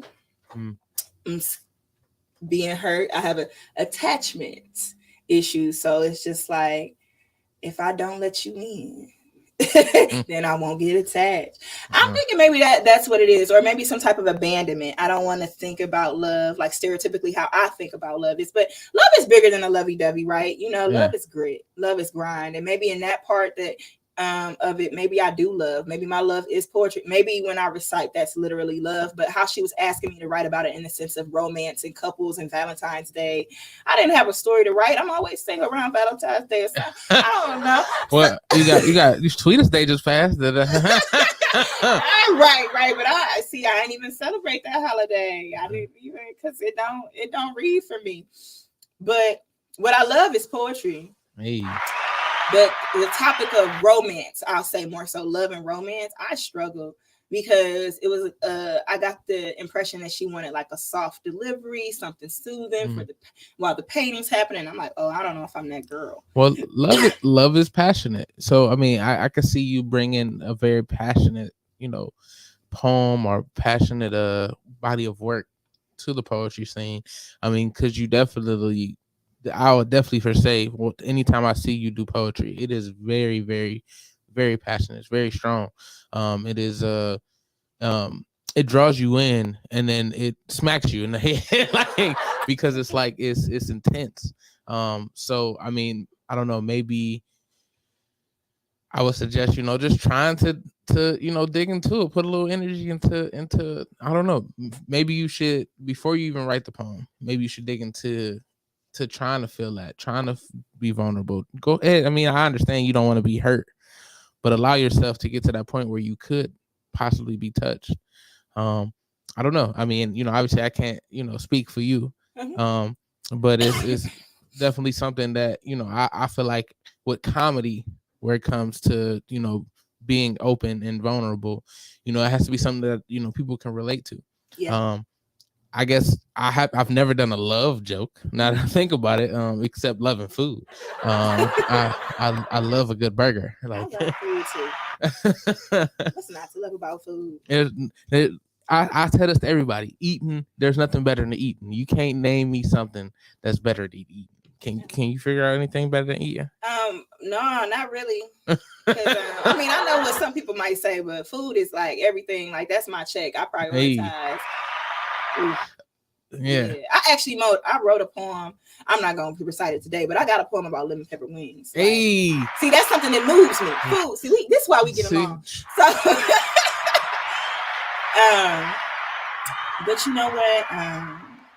I think that's really good advice. I did come to that particular event with an attempted love piece, and you know what?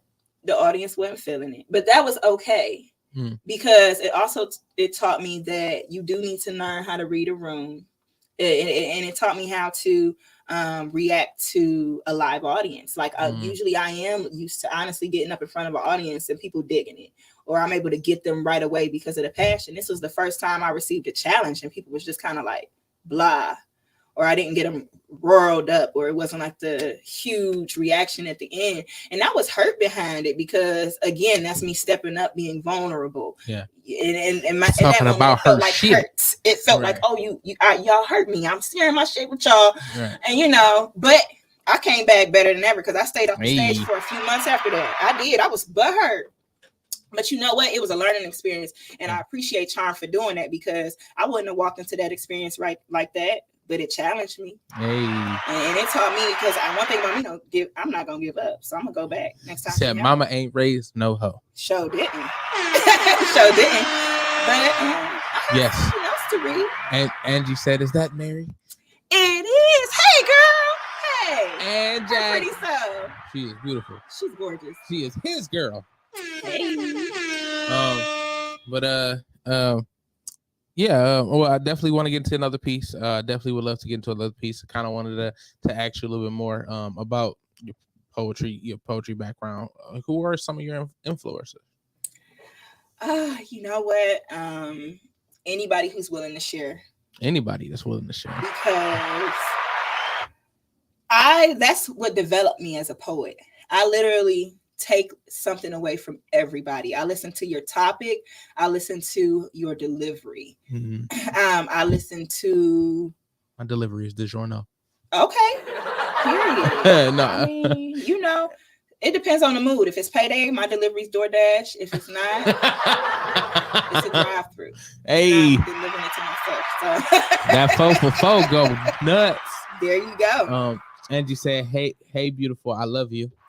Hey, beautiful. I love you right back. She said, I just freaking love her. I love her too. Yeah, but so I mean, like you know, when you said you've kind of always got into poetry, was it something, you know, something that sparked it? Like, was it someone that sparked it? Was it anything that kind of, you know, pushed you to doing it? Yeah, probably my educators.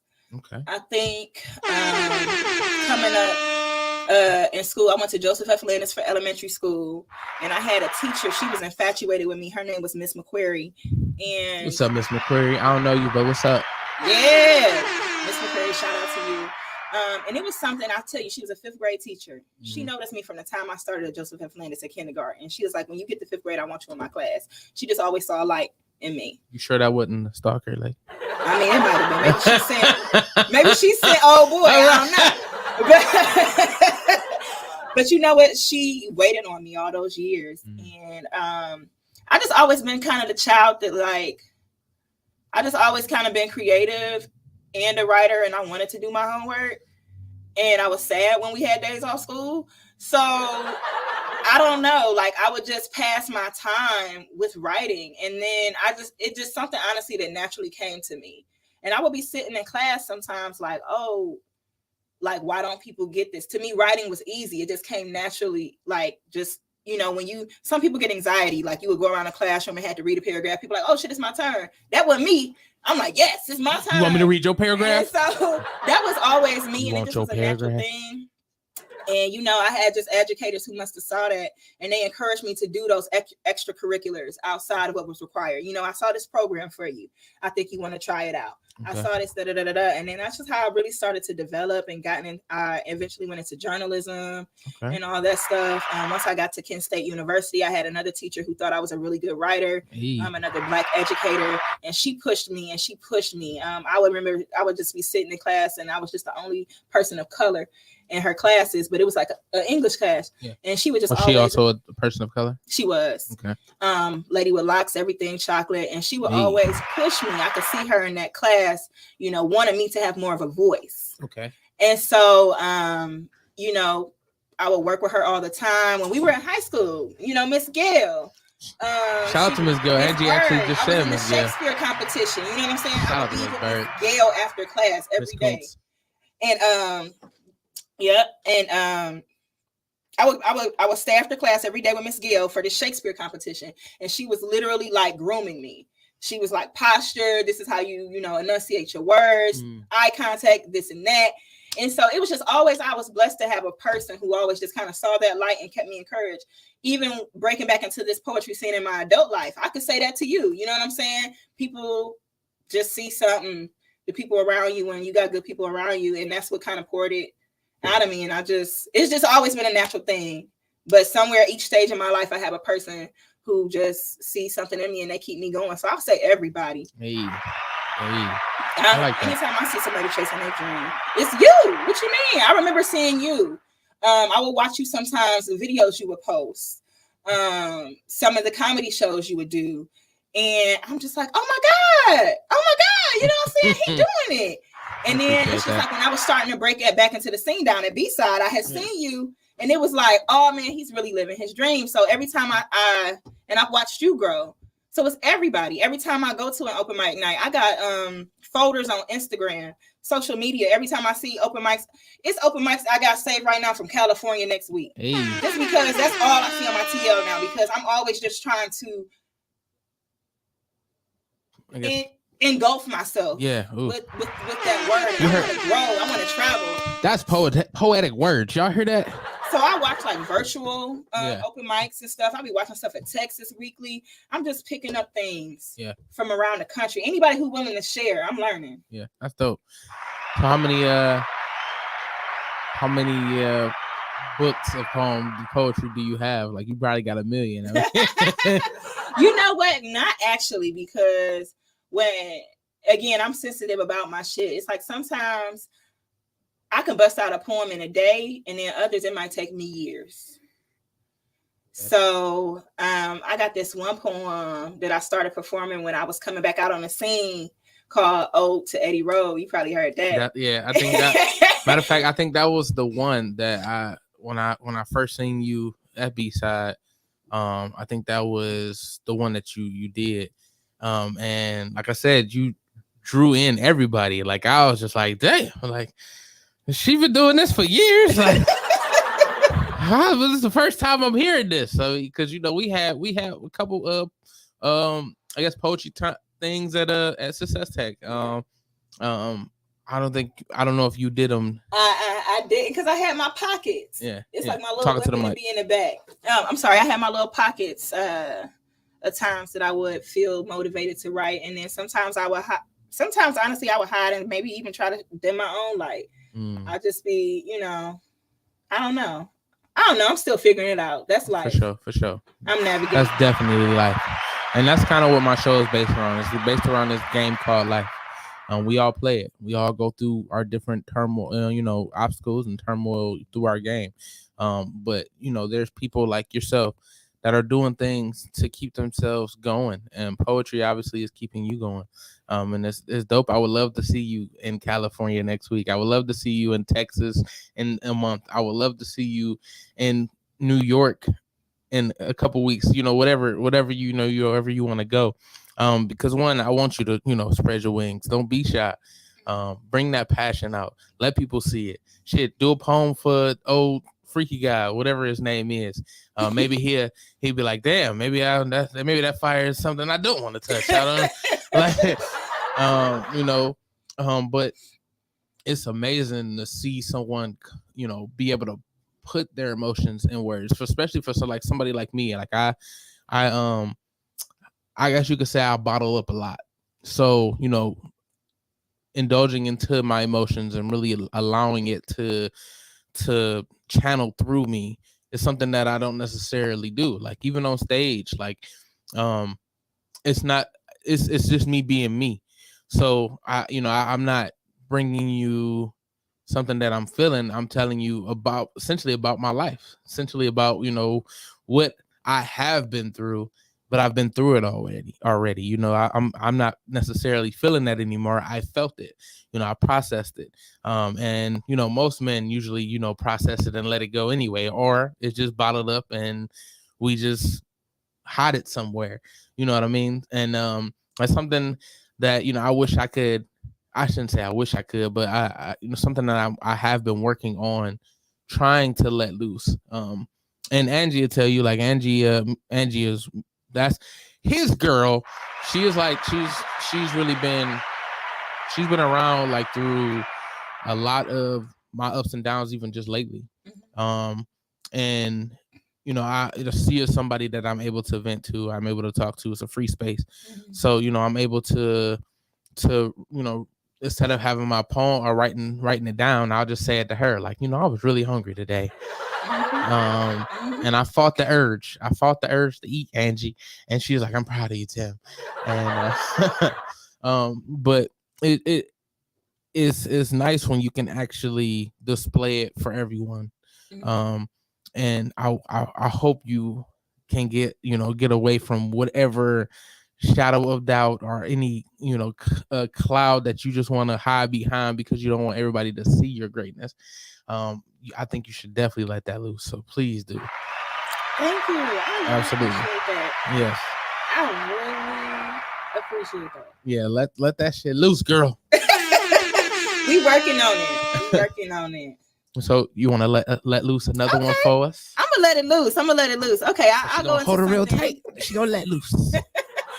I'll again, most of my stuff is pretty serious, but I guess I'll try to lighten it up. We can go to Ode to Eddie Road. All right.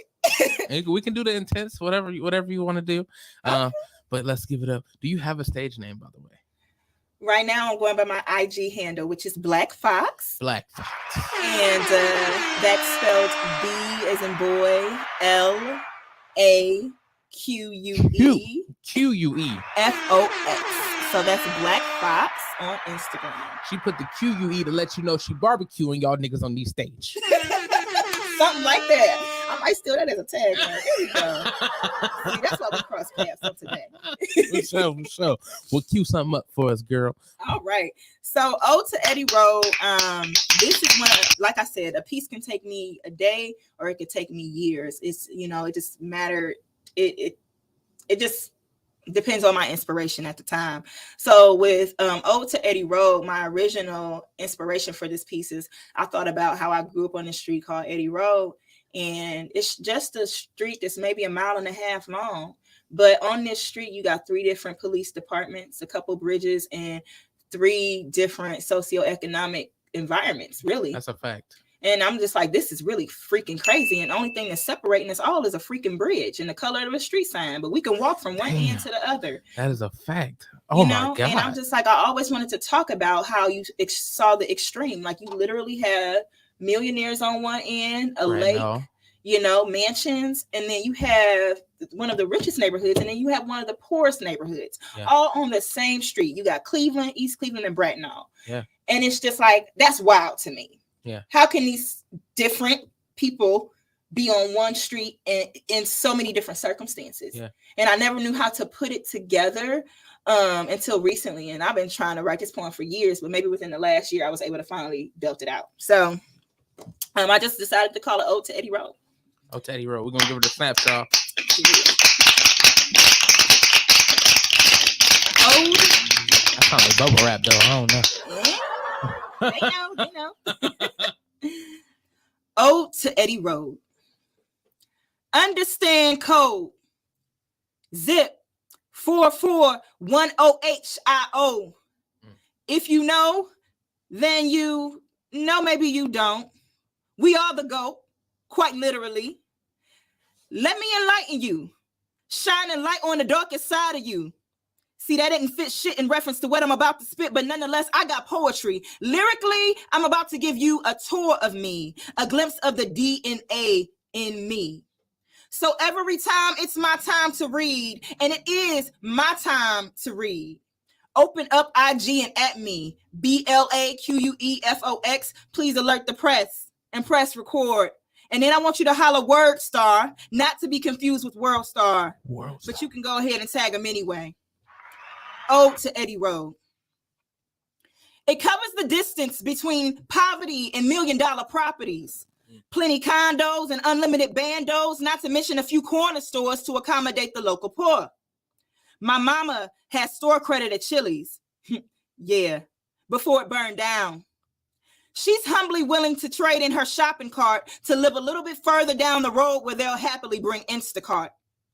Don't get it twisted. Shopping carts don't equal bum. She's just sparing her back. The mental, she's got that. On the other end, you'll find a Great Lake, tall black iron gates, precluding the expansion of what lies on the other side. Hashtag gentrification. Not quite yet. A 2.5 mile road. Don't know if the road got potholes or if the potholes got the road. Penetrating 3 cities where the average income is anything but. It is far above or below, far as fuck from 5 below. Backtrack, the in-between is dwindling, like the train tracks sinking into Taft Ave. Maybe the tracks are sinking because there's an overload of potential. There's too much pressure, and so some can't get out.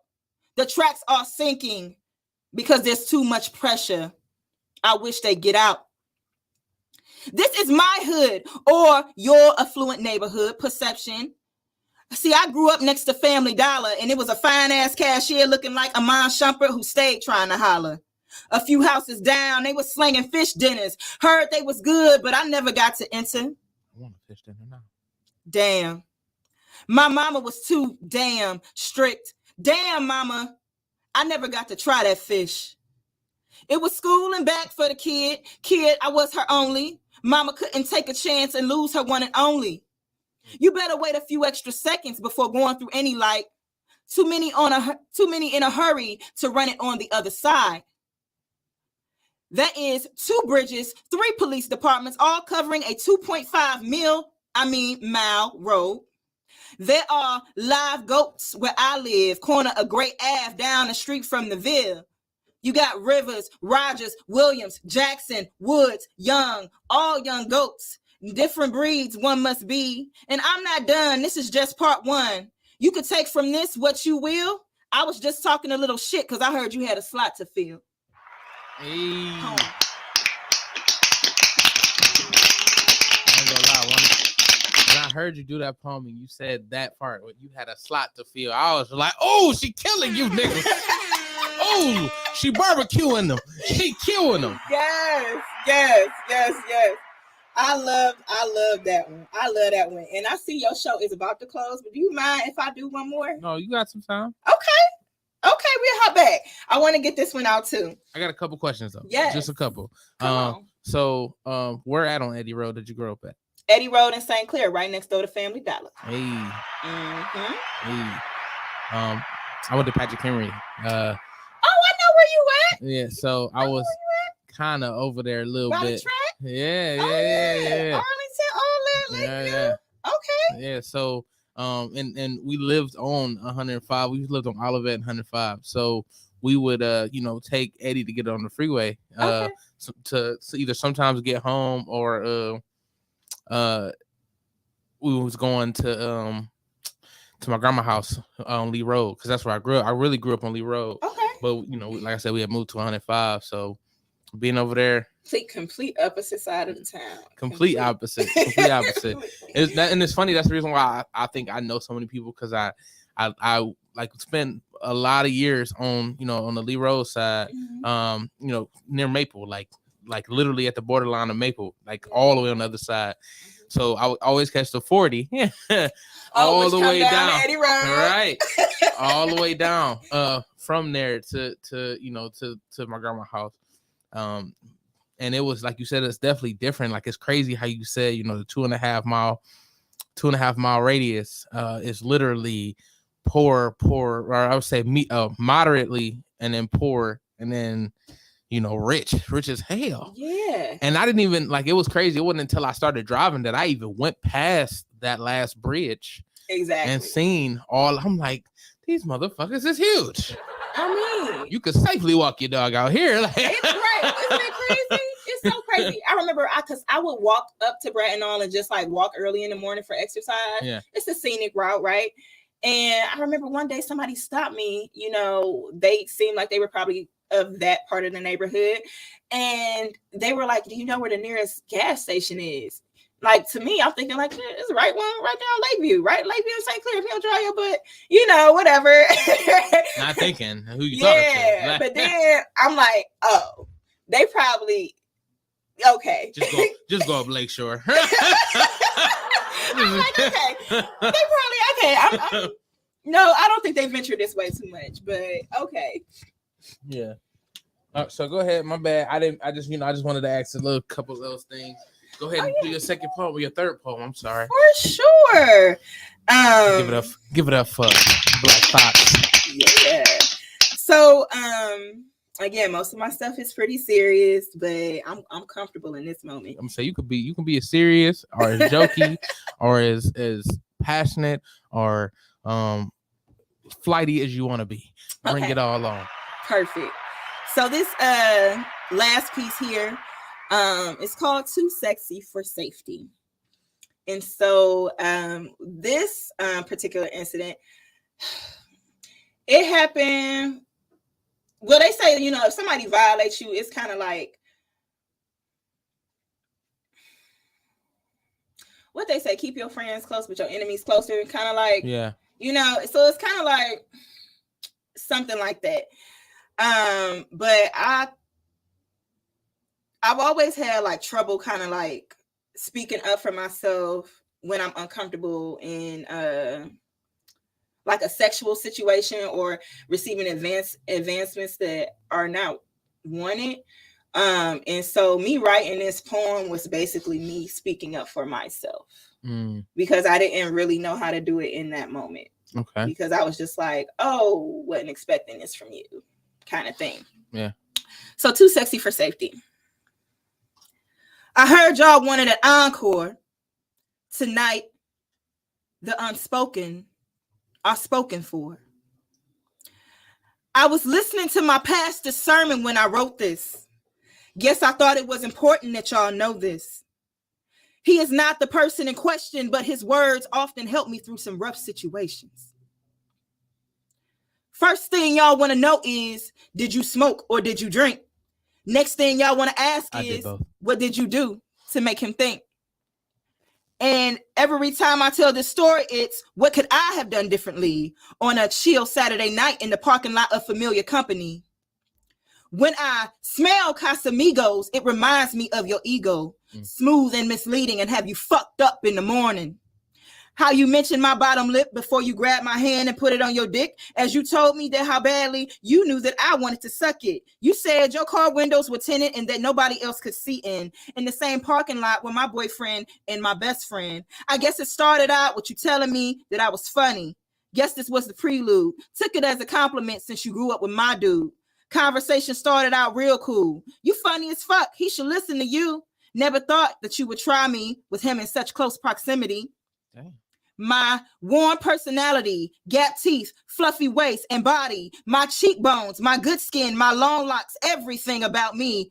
Everything that you think that I am is not an invitation to help yourself get off. Get off of me. Don't touch me on my ass to get by because you need a drink. When that nigga is in your way, you need to apply the same energy. So often I hear that I should think before I speak. And how about you second guess yourself before you try to touch me? See, since then, I've been losing sleep. And every time I see somebody resembling you, it gives me anxiety. This is what your unwanted advances have done to me. Many others will silence, and for them, I'm going to speak. Sometimes I get out of bed and waste time and wonder why me? So many women and men are out here battling. So the first thing y'all need to do is listen to their stories and not assume shit.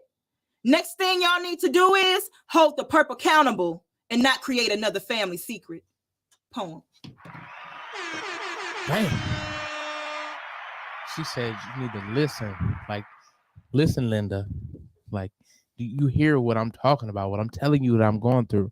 And it's crazy because, you know, I'm not like, it's not like I go out and tell everybody like, hey, guess what? I've been, you know, molested or, you know, stuff like that. But I definitely, openly talk about it because it's something that, it altered my way of life. So I can understand, especially with women, they definitely are more prone to, any type of sexual harassment or anything like that. They anytime they talk about it, you don't want to downplay it because that's something they went through. And it was something that some people can't even speak up on. So the fact that you could speak up on it, big applause to that. And hopefully, that person is either dealing with their own fucked up shit now because they assholes. Hopefully that's something that you never have to really go through again. I'm sorry that that happened. Damn, but how close was the boyfriend? Like you say, it was a so close proximity. Like, god damn, like how close was he? Like, I mean, in the parking lot, honestly, it was like I had went out. I had met my boyfriend out, who was already with his people. And so when the party was over and it was kind of time to leave, everybody, kind of congregating in the parking lot, all kind of shooting the breeze. And then it was kind of like,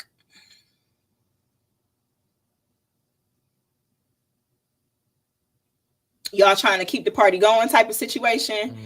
And so the crowd just kind of split up. So my best friend and my boyfriend kind of just went their way, everybody in their own little cars or whatever.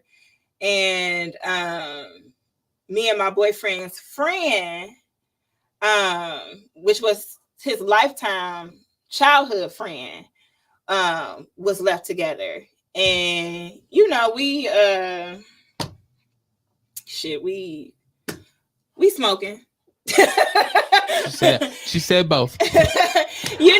And so we smoking or whatever, and so we're like just kind of like the last ones smoking. Okay. And then everybody's waiting for like the party to continue, but everybody's like not engaging in the activities, you know what I'm saying? And so because we were like the last ones kind of like in the area, I wasn't necessarily around my boyfriend at that time, which he wouldn't have any reason to necessarily hang back because I had drove my, own car. He's sitting in his car waiting for me. And I would have never thought homeboy would have tried nothing with my boyfriend in the parking lot. Right. You know what I'm saying? And I don't think my boyfriend thought that homeboy would try something. It's just a kick it after, whatever. And he just started making some advancements. Like, he just started out, giving me compliments that were kind of like, debatable. Like, yeah, he's lucky to have you, whatever, cool dude, grew up with him since whatever, that's kind of like the conversation going on. And then it just kind of like trails off quickly. Yeah, it went left. That shit went left real quick. It trails off quickly. It was the conversation's kind of starting out like why he's lucky to have you. I'm like, okay, and then it quickly trailed off to, well, this is why I want you though. And it wasn't just a verbal thing, it was a physical thing very quickly. And so like in that moment, I'm just like scared and froze, honestly. Like the high blue. Yeah, for sure. And I'm just like in this position, for me, like how I even wrote that poem about like the stalker, like I wanted to write it up from a perspective of how did you even get to be this way to where you're now my problem? You're now my problem because nobody checked you before, or there was a root issue there, and so now you're my problem and harassing me. And so even though I don't like to use the title of the victim, but even though I'm not the aggressor in the situation, even though I think a person who is being violated has every reason to be upset, I still have a compassion about myself to care about what happens after this. And so in that moment, I was just I was scared, I was violated. And then I was just like, I did tell my BF, but I told him the next day. That day I kind of just went home and I held it. I was scared because I was just like, because nobody saw it, who's gonna believe me? And how believable is that story? And who's going to believe that he even would do that with him in such close proximity? And so I was just sitting up here wondering, like, do I just take this to the grave? Yeah. You know, whatever, because then if I say something, then it's I feel like I was going to be crucified. You know, like, oh, she whatever, she tripping, you know, she lying or whatever. And then the person is like a popular guy, you know, whatever. So who's going to believe me? And so I was going through that, and I just couldn't hold it no more. It was like, you know, I just held it for a day, but I was just crying, and I was just so sad, and it was just a thing, and I didn't know why I didn't react in that moment. I just was in this disbelief. I can't believe, you know, they just tried that. And I don't know. I mean, I knew if I told my boyfriend in that moment, I kind of felt like he probably would have killed them. Damn. But I didn't even want.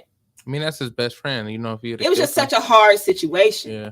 It was just so much like on the line there. But in the same moment, he didn't care about me in that moment to even think I should have just let whatever happen. But you know, but that's something that I kind of deal with. So that's why I had to take it to my poetry.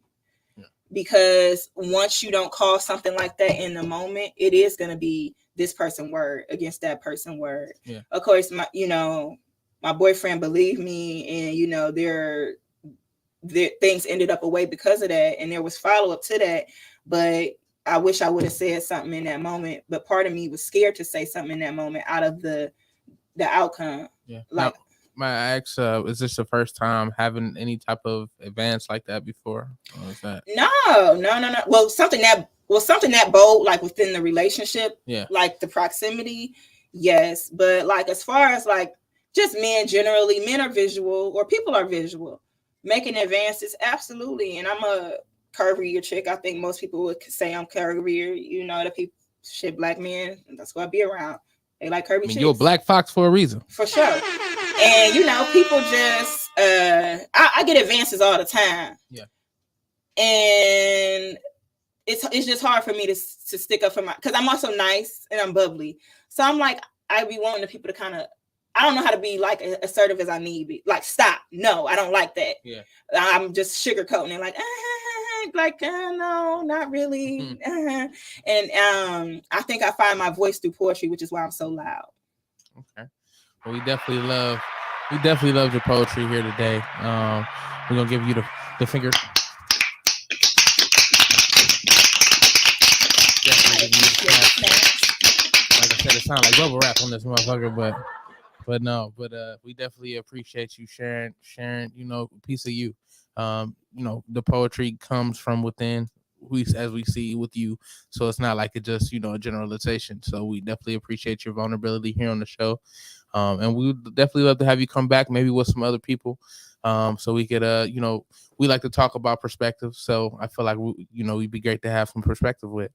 But we are at the end of the show.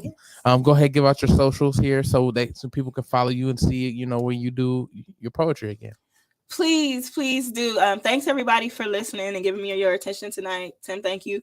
You can find me on Instagram under Black Fox, and I spell that B as in boy, L as in Larry, A as in apple, Q as in quarter, U as in unicorn, E as in Edward, F as in fox, O as in octopus, X as in X-ray. Black Fox on Instagram. That's mainly where I showcase my work. And then if you want to catch me live, I am going to be at Poetry Unplugged's event this Thursday. Give me 1 second. I'll pull that up real quick. I know we're running out of time. You good. My show. Yes, can't turn me off. So let me give you guys the location. That is this Thursday. Tim, if you're available, I'd love to see you there. Because you were supposed to come to the last one. I actually canceled on you. But that was my last free Thursday too. Darn. All right, guys. Well, I'm gonna be at 1540 St. Clair Avenue this Thursday. The event is from 7 to 11 p.m. The name of the venue is called Jackson's Motif Social Space. They're located at 1540 St. Clair Avenue. Tickets are $15. And again, this is going to be on October 20th. The event is from 7 to 11. I will be there. She ain't canceling on y'all. So bring y'all asses out. Here's some poetry. It's definitely some dope artists. It's dope people in Cleveland. It's a lot of talent in Cleveland. So go out, support it. Once again, thank y'all for tuning in. It's been TimbukTuesday. I was feeling kind of down tonight. Psych! It's TimbukTuesday! What? TimbukTuesday! Huh? Ah! Yeah.